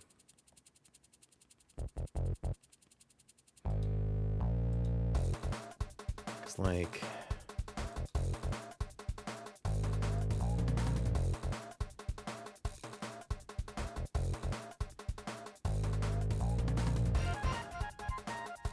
Gear Grind does so much damage.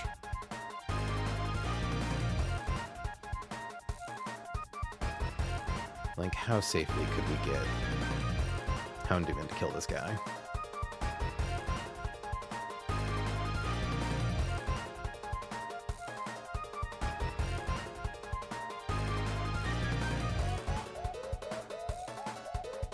We could also go for the Gyarados Gambit. But we aren't faster than it, and we aren't dropping its attack. We do a good bit with Waterfall, but...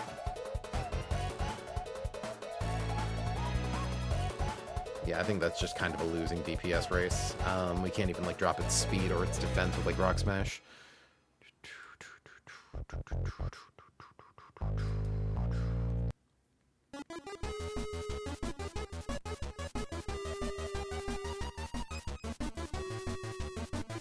Lucario's able to slow kill it.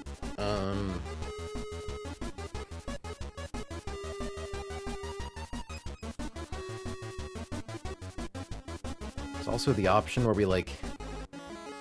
giving Arcanine Choice Scarf doesn't really change anything, though, because we're always gonna take that one hit anyways. Yeah. Be way too risky to go for a dual wing beat.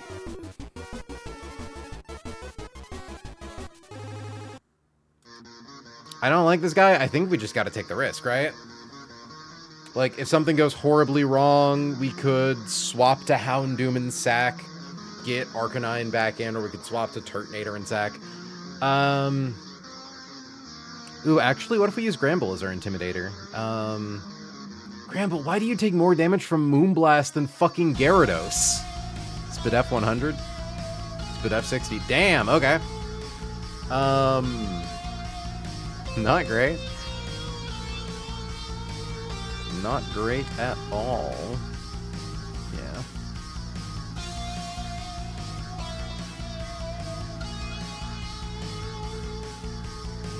Because it's like, there's no move I can teach Roserade that kills that Kling Clang, right? It doesn't somehow get a Fire-type move. Or a Ground-type move. Actually, teaching it Earth Power would be kind of crazy. Yeah, no. Most you're going to get on weird coverage with this thing is Shadow Ball. And technically Natural Gift, but off of that sweet, sweet minus attack, 1 attack IV, 70 base attack stat. Alright, I've been doing a lot of thinking. Thinking's hard. I'm going to go pee about it. BRB.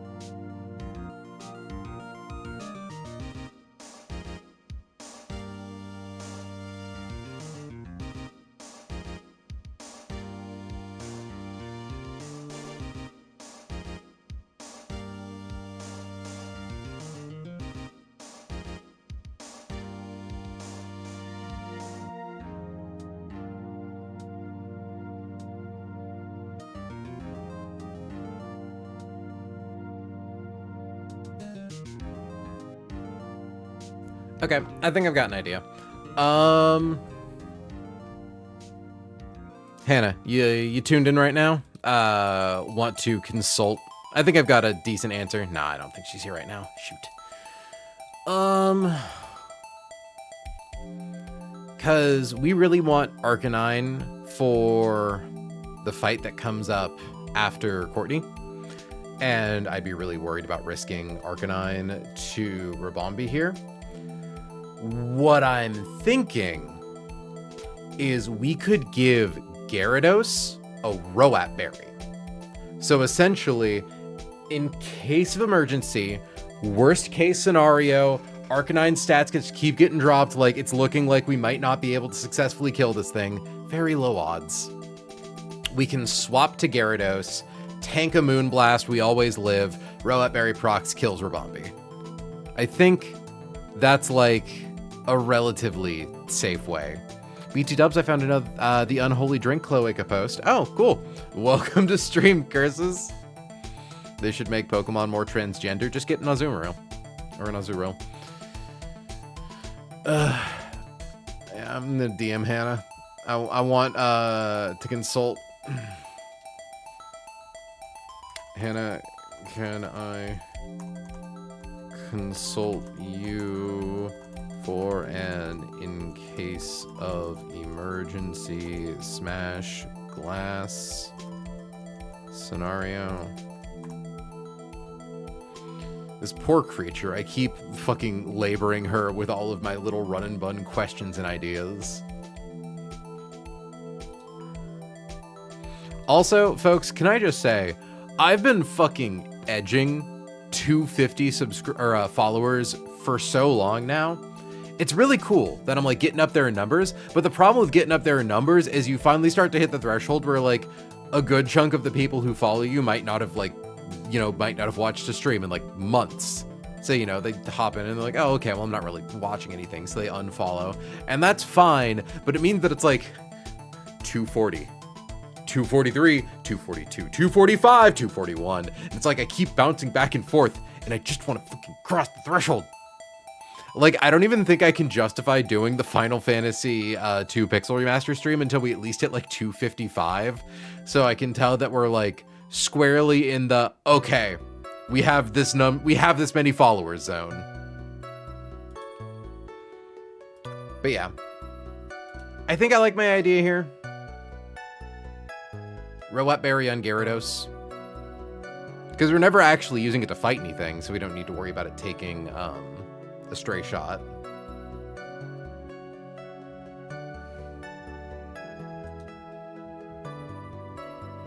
Unfortunately, I don't have any friends who are freaks about Pokemon. That's fine, Chris's. I like to think I do a plenty great job on my own.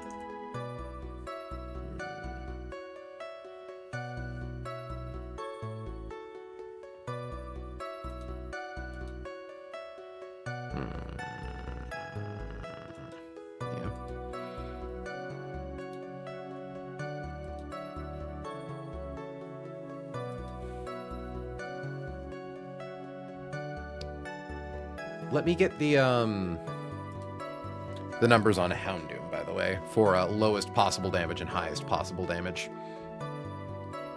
So in this world, we are 255 max HP divided by 16. We take still 15 damage per turn from burn. So lowest possible damage, we swap in on Ice Beam as regular Houndoom. We take 33. So 255 minus 33 comes up to 222, and then we lose 15 to burn. And then on the following turn, we Mega Evolve, kill it, lose another 15 to burn. We go down to 192. Definitely not in Moon Blasting range. Can say that much for sure. And then for Arcanine, definitely within close combating range. Yeah. And then definitely not Klinklang. Okay. Yeah, so it should always be CC. Swap to Turtonator. Take the CC.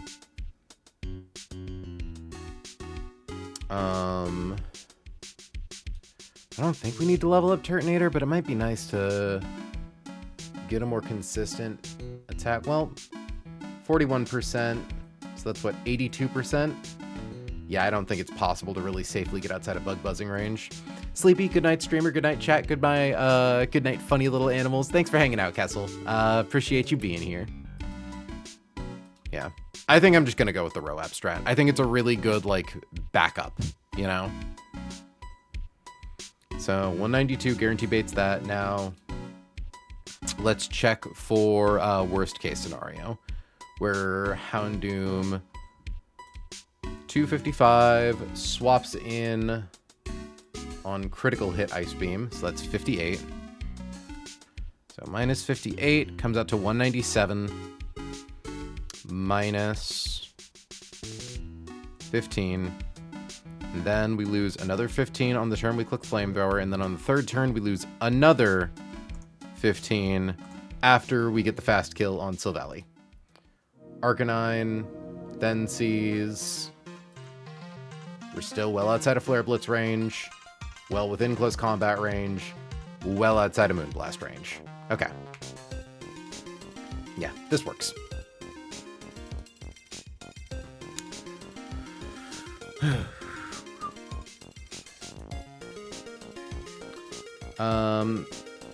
Should be able to solo Rib easy with Arcanine, but barring mythically bad focus band luck, I was thinking of giving Gyarados a Roap as a last resort to guarantee the KO.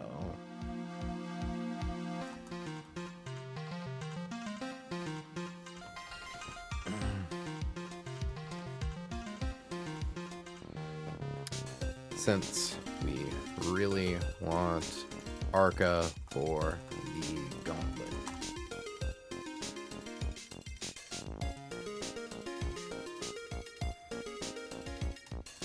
It's unlikely to need to happen, but you never know.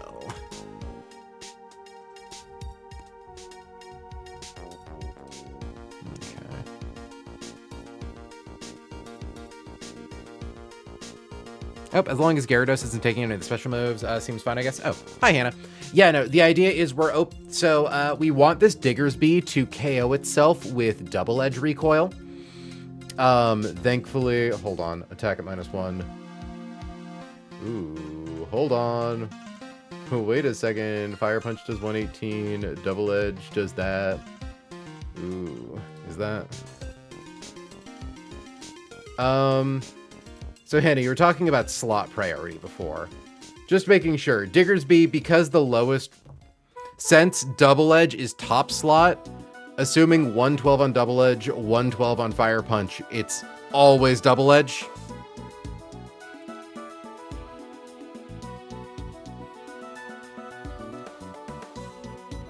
That's how I understand it, yes? Okay.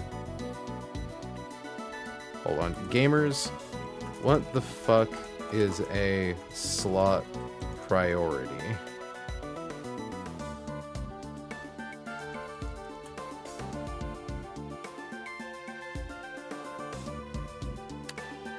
It's like it should be fine. I think we would once again need to get some mythologically bad luck to be put in the situation with Fire Punch. But essentially the idea is open with Gyarados against Diggersby, drop its attack by 1, bait Double Edge into Torterra. Torterra at level 89 never takes more than half of its max HP from Double Edge. We give it a Lepa Berry, spam Synthesis until it KOs itself on us. In comes Silvally, seeing a, if not fast kill with Ice Beam, it's still faster than us and sees more damage than anything else, so it should always be Silvally. Comes in, clicks Ice Beam on a swap to Houndoom. Houndoom is pre-burned. We Mega Evolve, KO Silvally with Flamethrower before it can set up Imprison.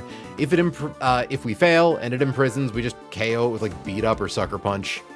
Because once Imprison's up, it can only click attacks. So we just spam Sucker Punch. Down goes Silvally. We show a kill to Ribombee, and it does not see a kill on us. So, and we show a fast kill to Klinklang. So, in comes Arcanine, highest damaging move being close combat. It's never anything but close combat. So we swap to Turtonator, take CC number 1. We then take CC number 2. Its defenses go down to -2 because it used 2 CCs. Zoom Lens, Draco Meteor, 1-hit KOs Arcanine at -2. At this point, it should always be Ribombee because, like, we definitely still potentially show... I don't even think it matters. Like, we should show a fast kill to Ribombee under pretty much any scenario. And it should always see a kill with Moonblast. Probably also Bug Buzz. Swap to Arcanine. We always live 2 hits, get off at least 1 Flare Blitz, and then the idea is to just keep clicking Extreme Speed until it dies. Ideally, it just dies on the first one, but if we suffer, you know, like Bug Buzz, special defense drops, or like a bunch of untimely crits, we can, in case of emergency, swap to Gyarados on a Moonblast. Roap Berry procs kills Ribombee. Since there's no way to get rid of its focus band.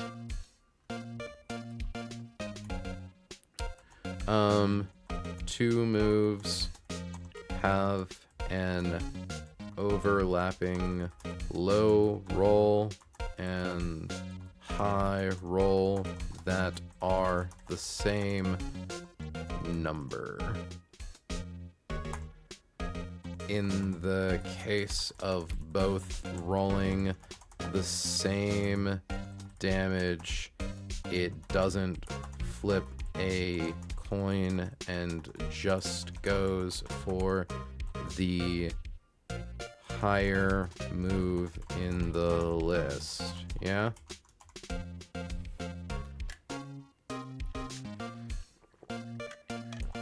That's how it was explained to me.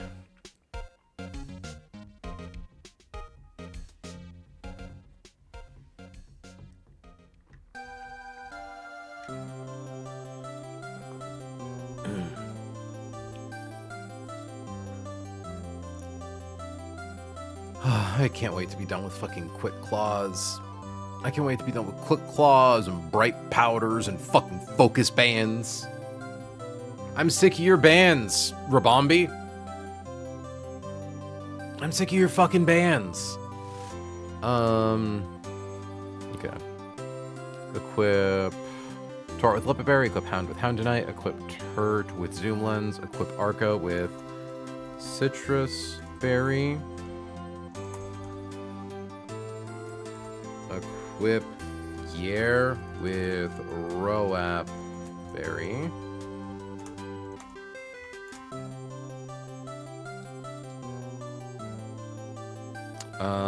And then I don't think Urshifu needs literally anything to beat the fuck out of Kling Klang.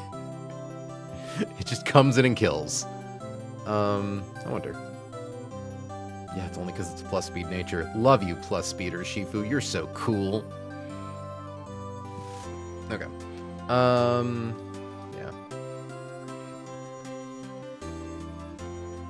It's like, if I had a safe way to get Urshifu in, no, I still wouldn't risk it.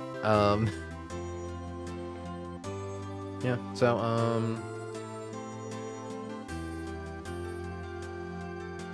I guess my guy's mostly just here hanging out. We don't really need to give him anything.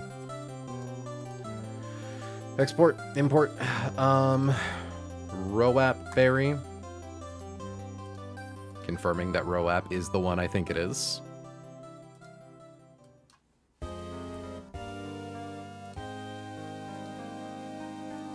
I thought that was disproved.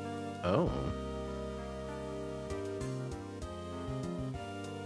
Someone is saying that slot priority might have been disproved. In which case, if that's the case, I'm really glad we didn't get fucked in Tate and Liza. Because, oh boy. There were quite a few of those overlapping rolls. Still, it's like a 16, 16, and a coin flip. So... And even if that happens, we aren't necessarily doomed. Like... Torterra takes how much? Alright, I sure didn't look into the code to check, lol. Yeah, no, it's... Look, again, Hannah, thankfully, never punished. It could also be true. Attack -1. 89. Yeah. Very low chance that double edge plus burn damage does more than synthesis heals. And at that point, like, yeah, we're totally fine. Unless it just, like, keeps fucking clicking Fire Punch, but I don't think the odds of that are crazy. And there's even a chance where it's like, if our HP is high enough, we could just click Giga Drain and kill it.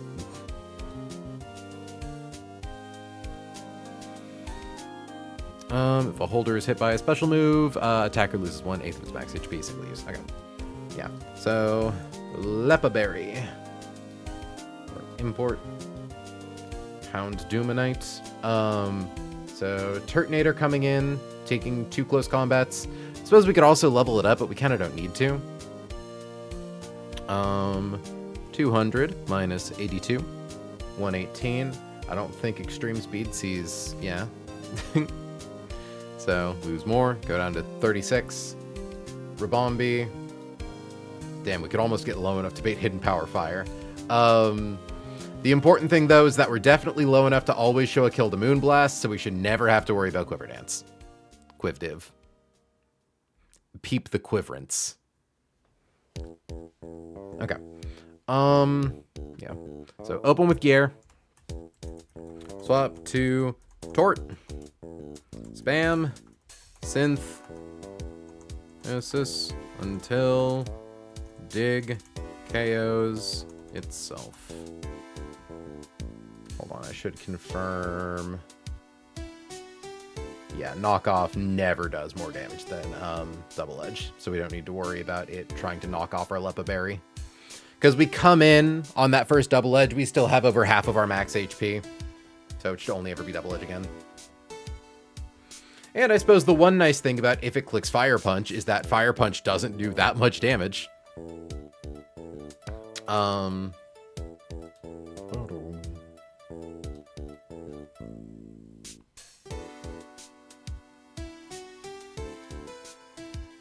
if I could get to the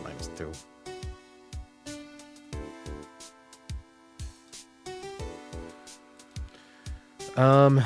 First, it's only if the min roll on move 1 versus max roll on move 2. This is what the code suggests, but yeah, it's not confirmed.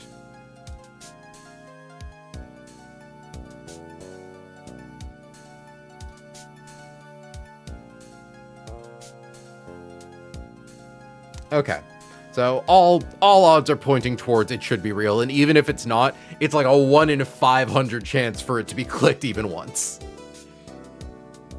And like the threat isn't even the damage from Fire Punch, because we always heal more than we lose to any given Fire Punch, especially if it doesn't burn us. Like the issue would be it PP stalling our synthesises.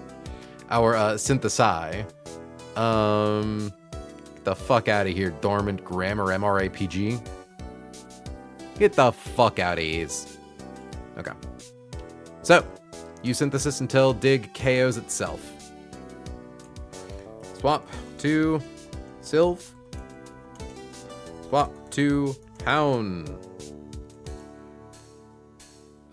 Use Flamethrower if alive.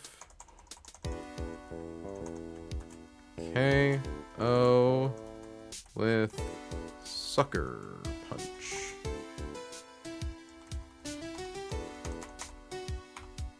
Since it should always go for that.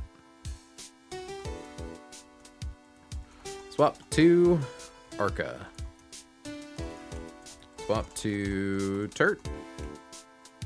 OHKO with, I believe it's Draco Meteor specifically. Yeah.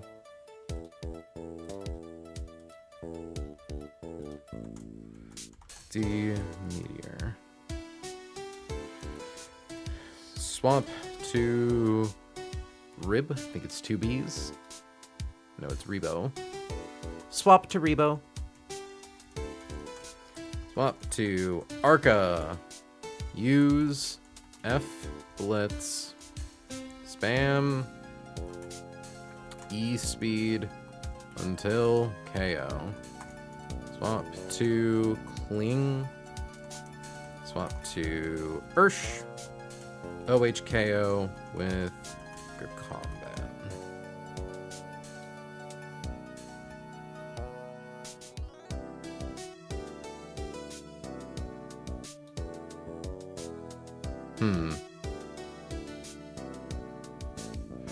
Okay, so Faulty says, yeah, the code in the game suggests, shows it would work like that. However, the calc isn't always accurate with damage rolls.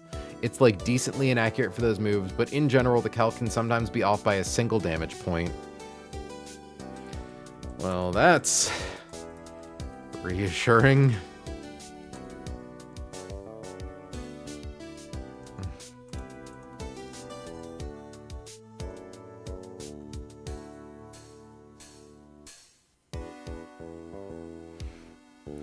Just thinking about my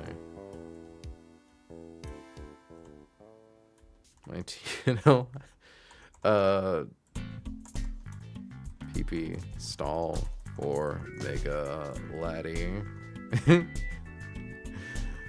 might have nearly been disaster.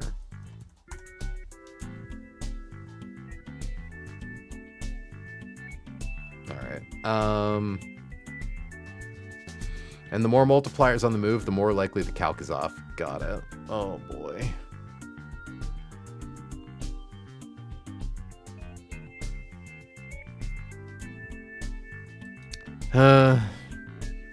It's fine. It's literally so fucking fine. It's so fine. Well, who wants to watch me dodge some rounding errors? Fuck it, we plug. Always be plugging. Two screen cam. Oh shit, guys. Iron Fist, Thunder Punch, and Electric Terrain with Life Orb. Okay.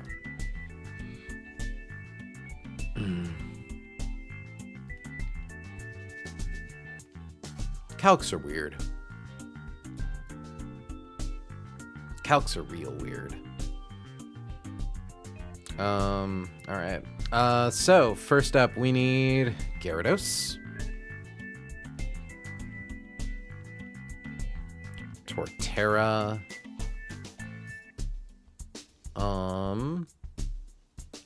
Houndoom, who's probably already on the team.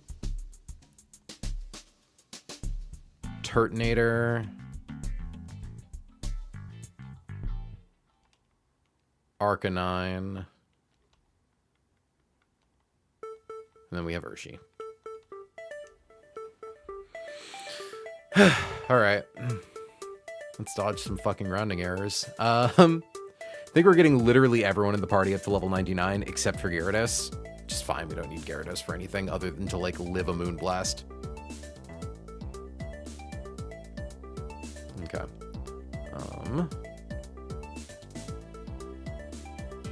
1, 2, 3, 4. Oh, and also, I guess, we don't need to level up Turtonator. 1, 2, 3, 4. Okay. So first up, one of our 2 Roat berries in case of emergency. Give to Aramaya.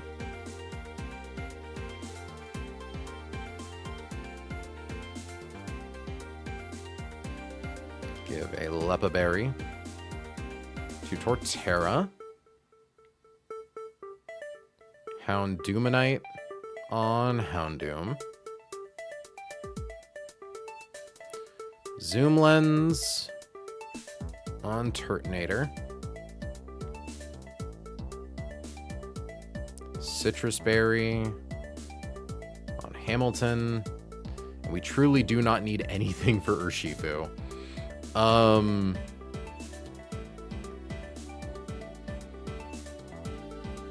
We can give him an in case of emergency Citrus Berry. There's like no one in here who does good damage with knockoff.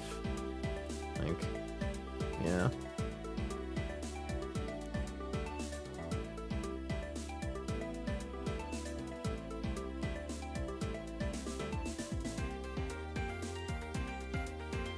I'll give it a citrus, fuck it. Or, you know what? In case something somehow goes horribly wrong with Torterra, playing Lethal Company with friends right now, but I wanted to drop in and keep my streak alive. Good luck with your fight. Thanks, Izzy. I'm glad that you've officially been here long enough for sunk cost fallacy to kick in. Oh, Assault Vest is only special defense, isn't it? You couldn't heal with it on anyways.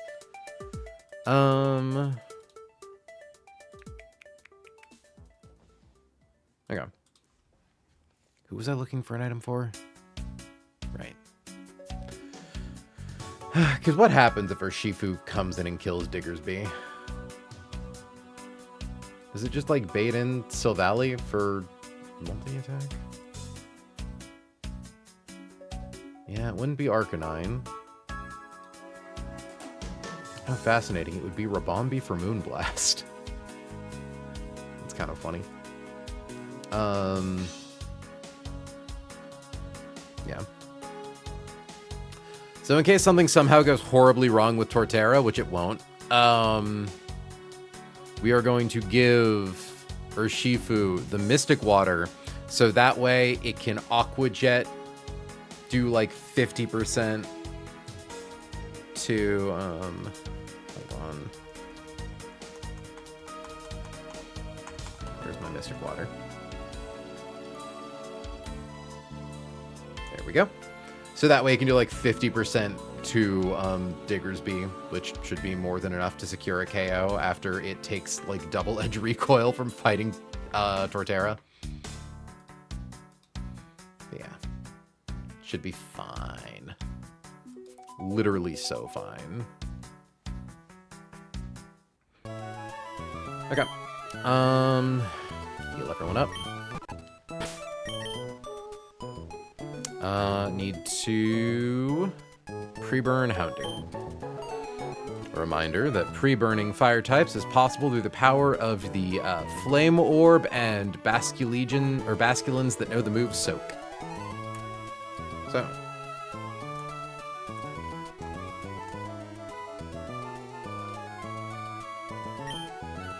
Hashtag legal soaking. Okay.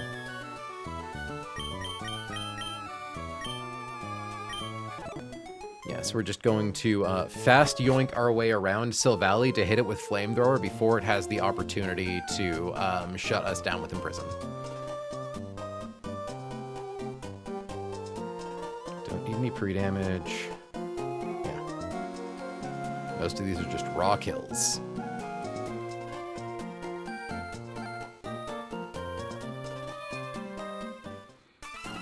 Okay, beat 2.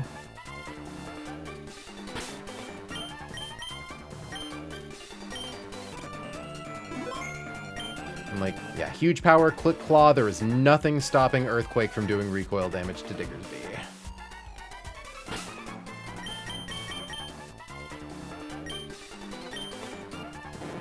Intimidate lowers the foe's attack, has a Row-Up Berry. Lepa Berry, no synthesis, has 5 PP.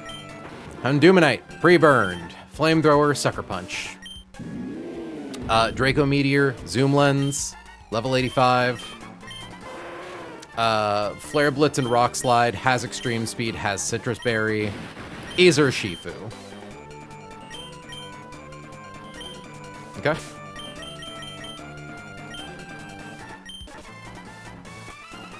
Sending it.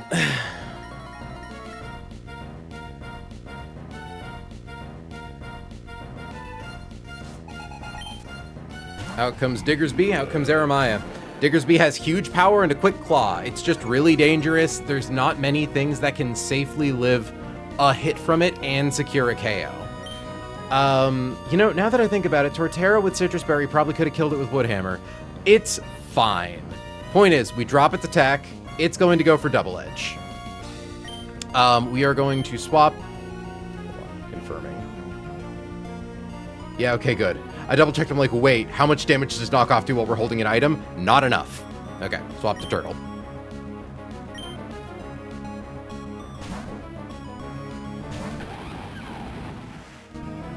Double Edge. How much PP does Double Edge have?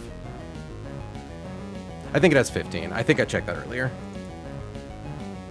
Yeah, it does have 15, set to 24. Okay, it's gonna do a lot of damage to us, and we're gonna heal it off. We can't be crit. That is the main principle here. We always heal a little more than it deals. Quick Claw proc. Thankfully, doesn't matter. It's already faster than us.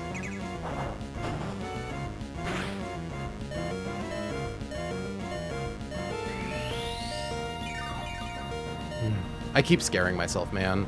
I'm so far in, everything's so scary all the time. Another Quick Claw proc. 20% chance, they say.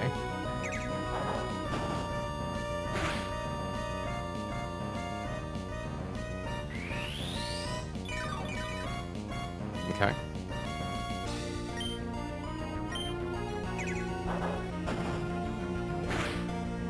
Literally never even needed to worry about a rounding error. Your mother's a fucking rounding error.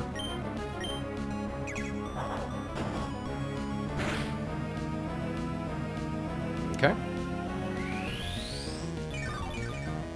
Yeah, no, we're actually probably going to be at full HP by the time we finish this guy off. Which should be fine. Like, hold on, let me confirm. I don't think...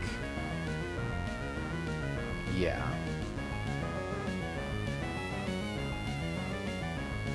Woodhammer, Giga Drain, Earthquake Synthesis. It would never click Imprison against Torterra. It's faster than us. Its highest damaging move is 97%. Rabombi does at most 80%. Arcanine does at most 92% with Flare Blitz. And if anything, actually sees that it doesn't KO us and we kill it with Earthquake, which is fun. Similar case for Klinklang. So we should be fine being at full HP.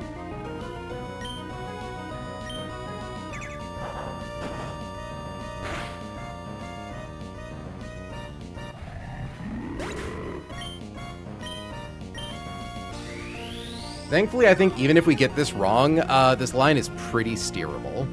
But it should be Silvally. Good. It's always going to go for Ice Beam here. So we are going to swap to Micah.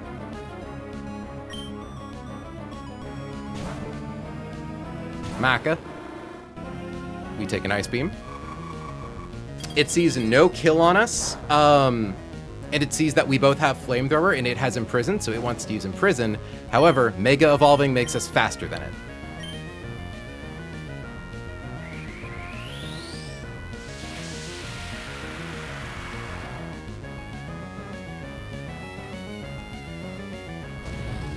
We also probably just KO it outright. Nice. There were like 2 or 3 rolls that didn't. Okay. Next in should be Arcanine, seeing a KO with Close Combat. Good. It gets off Intimidate. We don't care. We are going to swap to Turtonator, who always lives 2 Close Combats.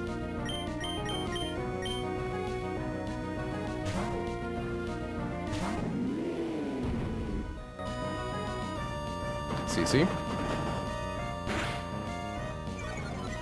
And then it goes faster than us and drops its own defenses, again clicking Close Combat, letting us get the KO with Draco Meteor. I do not think this is the first Arcanine we have taken advantage of dropping its own defense, being trigger happy with Close Combat to then be able to kill with Draco.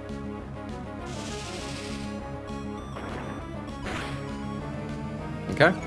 Should just run down the line and have Rabombi in next. At 51... Yeah, it's a coin flip between Moonblast and Bug Buzz.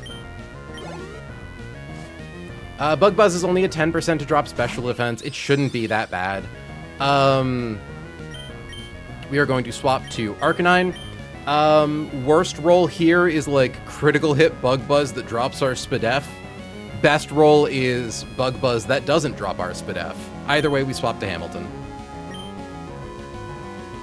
And it won't click Quiver Dance because it sees a kill. Moonblast, okay. Definitely the safer move. Hand me the hero. All right, we get it with Rock Slide, but I'm gonna click Flare Blitz anyways.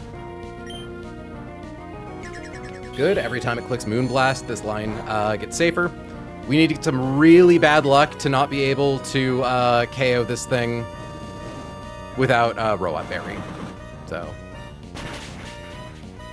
Focus Band proc number 1. All right. Thankfully, we can live like another 2 or 3 of those, thanks to our Citrus Berry, and we just get to click Extreme Speed. Like, we gotta get really unlucky to fuck this up. Nice. Okay. Lastly, in comes Klinklang. It wants to click Gear Grind. Does a lot of damage, but not to a water fighting type. Levi takes like 25% here.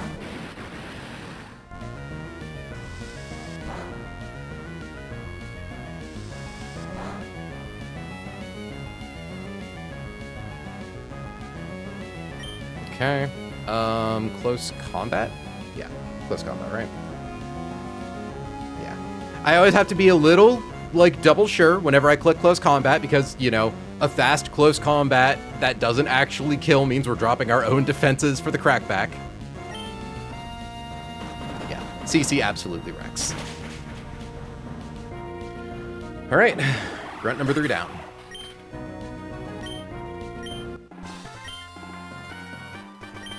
Ran out of fuel. Okay. So I have Courtney pre-calced. We're gonna do our review. It should be fine. I don't know if I want to do the fight tonight. I should just get it done. I don't know. We definitely don't have time for Courtney and the gauntlet.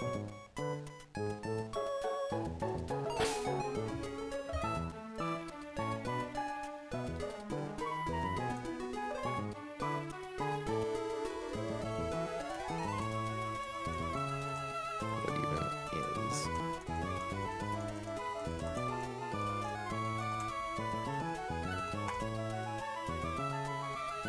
Okay, so let's pause that. Oop, wrong button. There we go. Let's get some different tunes. I'm already getting tired of the Phoenix Wright music. We've only listened to it for like 20 minutes. No,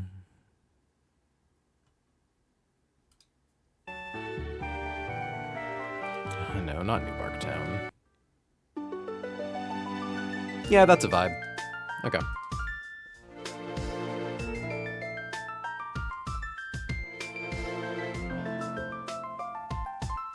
Just making sure we get that saved. So, Courtney's fun. Compared to all of the various admins, Matt, Shelly, Tabitha, honestly, not that scary. But this line relies on me being very correct about what Pokemon she sends in when. So,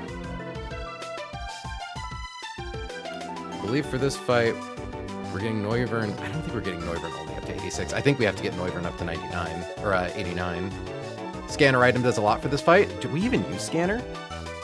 Yeah, because we're giving her Shifu Choice Scarf. We genuinely don't even need her Shifu Choice Scarf. We could just give Barrascuda a Pinch Berry, and I think it makes it so we don't even need that.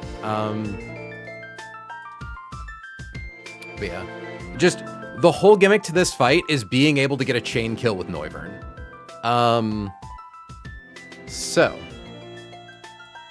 the plan: Corviknight. Garchomp.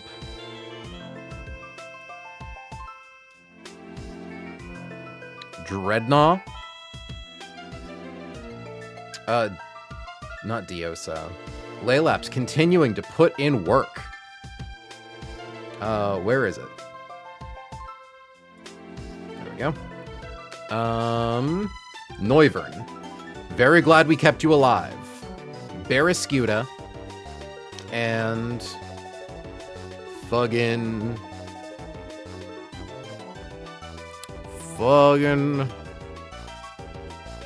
what's their name? Urshifu. So for this, we want a Lepa Berry on Corviknight. Export, import. I don't think we actually, okay, we're giving Garchomp Soft Sand, though I don't think we actually even really need it. Dreadnought. We are giving an Asperberry. Dreadnought also doesn't need an item. But we're giving it an Asperberry just cuz. Noivern needs Life Orb. Urshifu needs Choice Scarf. Even though I don't even think it needs Choice Scarf. And then, yeah, we'll leave Barrascuda with Papa Berry. Okay. So, the idea, first up, we have our good friend Shaman here. Shaman's really difficult. It's got shockingly good defenses. It hits relatively hard, and it's really fast.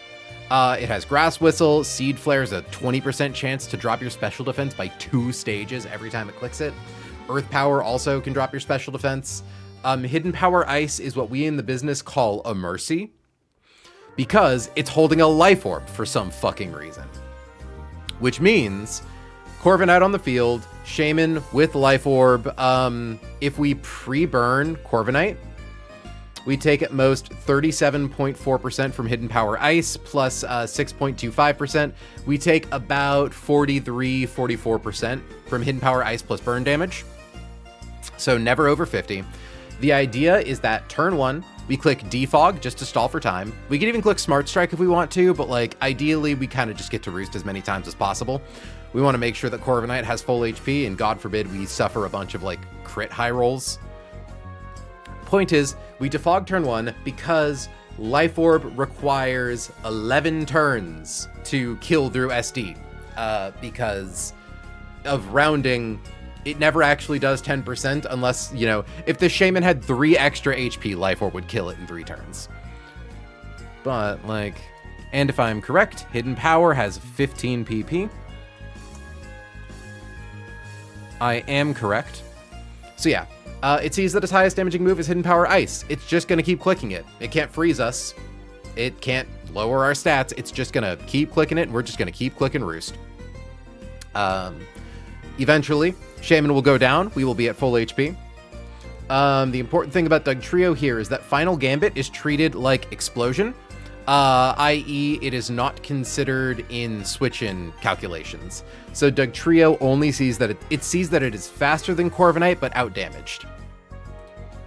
Tyrantrum sees high damage with Head Smash, so could potentially come in for fast kill. Xurkitree always sees fast kill with Thunderbolt. This is really good for us because it is a free swap to Garchomp. Even at level 81, Garchomp takes Thunderbolt, outspeeds this thing. It's only holding leftovers. We one-hit KO with Earthquake. Easy peasy. Thank you, Dexa, for not giving this thing a fucking Focus Sash. Given we still would have gotten around it in theory because Grass Knot is a contact move, but it has Substitute and Hypnosis, which could be really annoying. So we swap Garchomp in on Thunderbolt. Now, we are faster than Tyrantrum. We are slower than Dugtrio, but because we took no damage, we shouldn't be showing a kill to Earthquake. Buzzwole is slower than us, but it sees a kill with Ice Punch. What's important to note is that though Charizard sees a fast kill with Dragon Claw, it's actually standard Charizard, and it is a standard Charizard that does not have Tough Claws. So it actually doesn't even see that it outdamages us with Dragon Claws. So what should happen is Buzzwole. Buzzwole comes in, sees a one-hit KO with Ice Punch. Because yeah, Tyrantrum doesn't see a one-hit KO with anything, and it's slower than us. Yeah.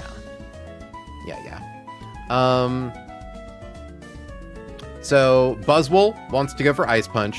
We are going to swap into Dreadnought. Doesn't matter how much damage we take from Ice Punch because we never get low enough to bait anything other than Drain Punch. That is a free swap to Noivern. Noivern takes Drain Punch with a Life Orb, one-hit KOs with Air Slash. Now, the thing that we're doing here is we are slower than Dugtrio, but it doesn't know that it has Final Gambit. So it doesn't see that it technically has a fast kill on us, and we show a slow kill on it with Draco Meteor. So slow kill prevents it from coming in, even though it's faster than us. Tyrantrum sees that we have a fast kill on it with Draco Meteor because it doesn't understand that it has a Focus Sash. Charizard, in the same way that it wouldn't come in to KO Garchomp seeing a fast kill with Dragon Claw, sees itself as regular Charizard, and thus sees that it doesn't get one-hit KO'd by Draco Meteor. It's going to come in even, yeah, so what we need to make sure is that after 2 hits, or after Drain Punch and 1 use of Life Orb, that regular Charizard sees that it outdamages us with Dragon Claw compared to our Draco Meteor. So this just requires a little bit of pre-damage, and like being smart. Because the other thing we need to worry about is special attack -2. Okay. Yeah, wow, we do only need to be level 86. That's crazy. So Charizard should hit the field next. And we are faster than it. So let me confirm. Lowest damage from Drain Punch on Buzzwole is 60. So 257 minus 60 comes out to 197, and then we lose 25 for clicking a move with Life Orb. So minus 25 drops us to 172. Now, regular Charizard without Tough Claws, say it as Torrent, Dragon Claw sees that it does 132 damage. So 132 divided by 172 comes out to 76.7%, which you might note is a little higher than the 75.2. So Charizard should always come in seeing slow out damage since we don't kill it. This is very important to prevent Dugtrio from coming in next. Not that Dugtrio is particularly complicated for Noivern, it's just really hard to get Noivern on the field against Charizard again later without a sack. So, given honestly, we could probably sack Dreadnought to it without too much trouble. The main thing is just making sure it doesn't set up Dragon Dance. If it sets up Dragon Dance, we're fucked. So actually, maybe giving... Because, yeah, what? Urshifu hits the field, has a Choice Scarf, so... I'm trying to think about the point in time in which Charizard would hit the field, and Urshifu does in fact show a fast 2-hit KO. So yeah, maybe actually instead of an Asper Berry, we give Dreadnought... We could pre-toxic Dreadnought? I'm trying to think, like... a way to boost Stone Edge damage, right? Well, I suppose it's worth noting that if it enters against Dreadnought, it would be regular Charizard. So it would see that we kill it with Liquidation or Stone Edge. Honestly, there's a non-zero chance that Dreadnought is able to 1v1 Mega Charizard if we get lucky. But yeah. So it should be that Charizard comes in next. It then Mega Evolves and gets killed by Draco Meteor. Lamau. XD even. We go to -2 special attack. The important thing about this is that it doesn't even really matter that we don't show a one-hit KO to Dugtrio anymore. The main thing is that we just barely show a one-hit KO to Tyrantrum. Reason being is that Tyrantrum sees a slow kill on us, so because it doesn't know that it has Focus Sash, it won't come in against us because it thinks that we can just kill it. So instead, it will simply send out Dugtrio, who doesn't see that it can do any damage, but that's still a higher switch in priority than getting slow KO'd. It comes in. Now, I actually had to do a lot of thinking, because originally this line had us get Dugtrio in third off of Xurkitree, but we had to get rid of that line because there is a chance that Dugtrio can go for Memento over a fast kill, which is insane. Now, it's very likely that Dugtrio at this point sets up Stealth Rocks. I think it's basically guaranteed. It's either Stealth Rocks or a chance at Memento. No, I think it might be able to click Final Gambit. Doesn't matter. It has Arena Trap that doesn't do anything to us because we're a flying type. So it's going to hit the field.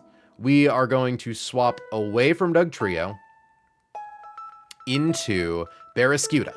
Now, Dugtrio is going to do one of three things. It's going to set up Stealth Rocks, doesn't affect us, we swap before they come up. Click Final Gambit. If we have a Pinch Berry, it always procs and heals us. Or click Memento. Doesn't do anything. The only thing that Barraskewda would try to kill on its own is Dugtrio, because at level 89, Barraskewda outspeeds Dugtrio and one-hit KOs with Liquidation. It can never click Earthquake on our switch-in because we're a flying type. So no matter what, we swap in, we KO it. In comes Tyrantrum last. It always sees a kill on us with at least Head Smash. I think it should be only Head Smash. Assuming, like, pretty much all situations. Point is, it has a Focus Sash, which is annoying, but because we show it a one-hit KO, it's not going to click Rock Polish. So we are going to flip turn off of Tyrantrum into Urshifu Rapid Strike. The reason we have Choice Scarf is because it does have Scale Shot. I don't think it ever clicks it, but, like, it's possible. Maybe. And if it does, if it gets +1 speed, we want to make sure we have +1 speed to compensate. Because Urshifu taking, we resist rocks, so we only take like 1/16 max HP, plus 5 critical hit scale shots, never kills us. And then we fast kill with close combat. Because we do 96%, and Barraskewda does, even at -2 attack, at least 10% with flip turn. So that should be the line. Yeah.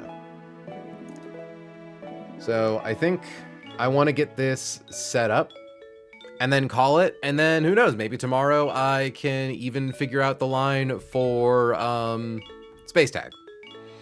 I'm sorry that we only got 2 fights in tonight, but next stream is definitely going to be a lot more eventful. That's for certain, considering what we've got coming up. Okay, so we need Corviknight.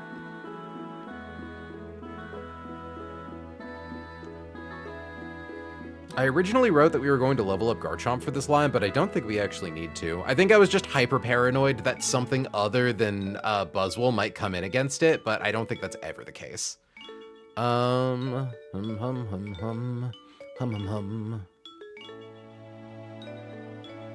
Okay. Dreadnought. Noivern.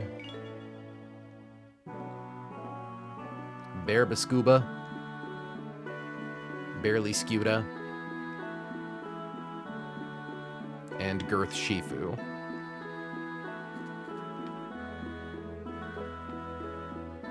Really glad we didn't have to use that Roat Berry. Figured we wouldn't need to, but, like, you know, it's nice to have the option.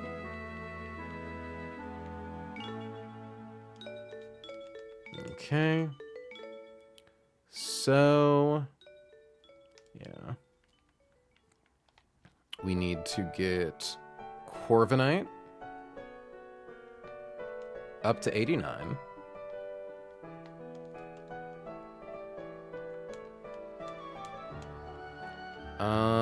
Laylaps is already at 89. We need to get Chaucer up to 86. That's right. It wasn't... I thought that we had to get it, like, way higher than 1 level. I forgot that was because we were at level 81 and not 85. 83, 84, 85, 86. Okay. And then Vifane, we're just getting all the way up to 89. So we finally get Flip Turn. Gonna get rid of Laser Focus for that, because I could theoretically see a use for Crunch. Laser Focus is a really funny move, but we don't want it. And, like, we'll probably get rid of Crunch at some point, but, like, in the meanwhile, it's honestly not a bad move to have on it.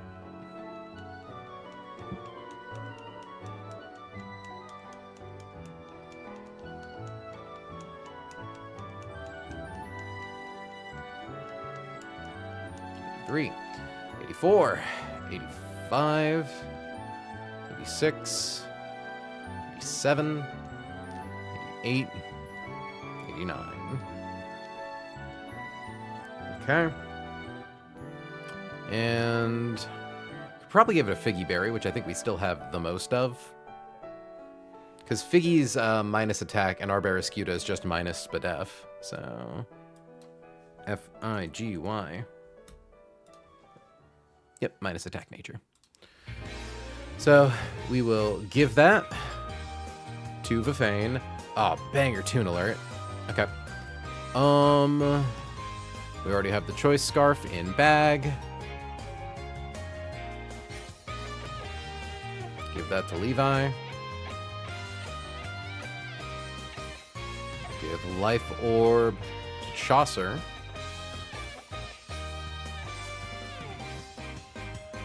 Give an Asper Berry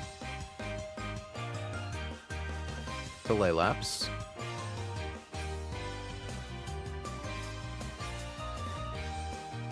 Soft Sand.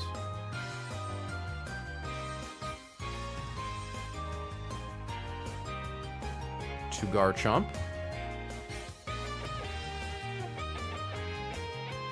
And a Lepa Berry to Willow. I wrote down that we need to teach Garchomp Rock Tomb. I think that was just like preventative measures to make sure that Charizard never came in early, but I don't think that's an issue. Yeah, so pre-burn Corv.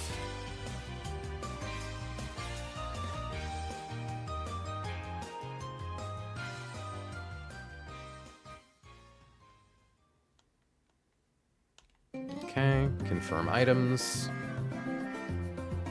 Lepaberry, has Roost, has Defog. Soft Sand, Earthquake, Asperberry, that's all you need. Life Orb, level 86. Figgy Berry, level 89, has Flip Turn, has Liquidation. Get these rearranged for my own sake. Liquidation. Flip Turn. Close Combat, and Crunch. Excellent. And our fast as fuck bear. Just so fucking quick. God, these stats. God, our bear. And like, once we get a fucking heart scale, once we can put a scale to spare on that bear, like, because we're definitely always going to scale at speed eventually. So once we kind of get our suite of scales, so the really fun thing about beating Space Tag is we get like 10 heart scales. And because we get 10 heart scales, and because there's no like incredibly big heart scale gate fight coming up like there was with Tate and Liza, where we had to save our scales to be like, in case we need them in Magma Hideout, in case we need them for Tate and Liza, we like really need to save these to be able to get us out of rough situations. We can just fucking, if we know that it's going to benefit our end game, because like every box uses Urshifu, one scale hero to make that thing fast as fuck, it's gonna be awesome. It's gonna be so cool. I'm excited. Let's see. Is there anyone currently? Got a couple of people. I'll see if there's anyone to raid into right now. No. I mean, there's Normal. Haven't raided into Normal in a while. Fuck it. Playing Kingdom Hearts Chain of Memories. Can I please mute? There we go. / raid. Oop, phone's buzzing. Okay. Yeah. Be sure to check in on, what's the fucking day of the week? Saturday. Saturday is going to be real cool. Saturday, going to start off by fighting Courtney. Immediately after that, we've got, the back-to-back-to-back. And then if I get lucky, we might even have pre-calced, Space Tag. I doubt it, though. Space Tag seems pretty complicated. I might need your help for that, Hannah. Regardless, it's bound to be eventful, so make sure to show up. Until then, folks, I'd like to thank you so much for joining me. I have been April. She has been May. You have all been incredible, and I will catch you all in the next one. Have a good night, folks. Sending out the raid. And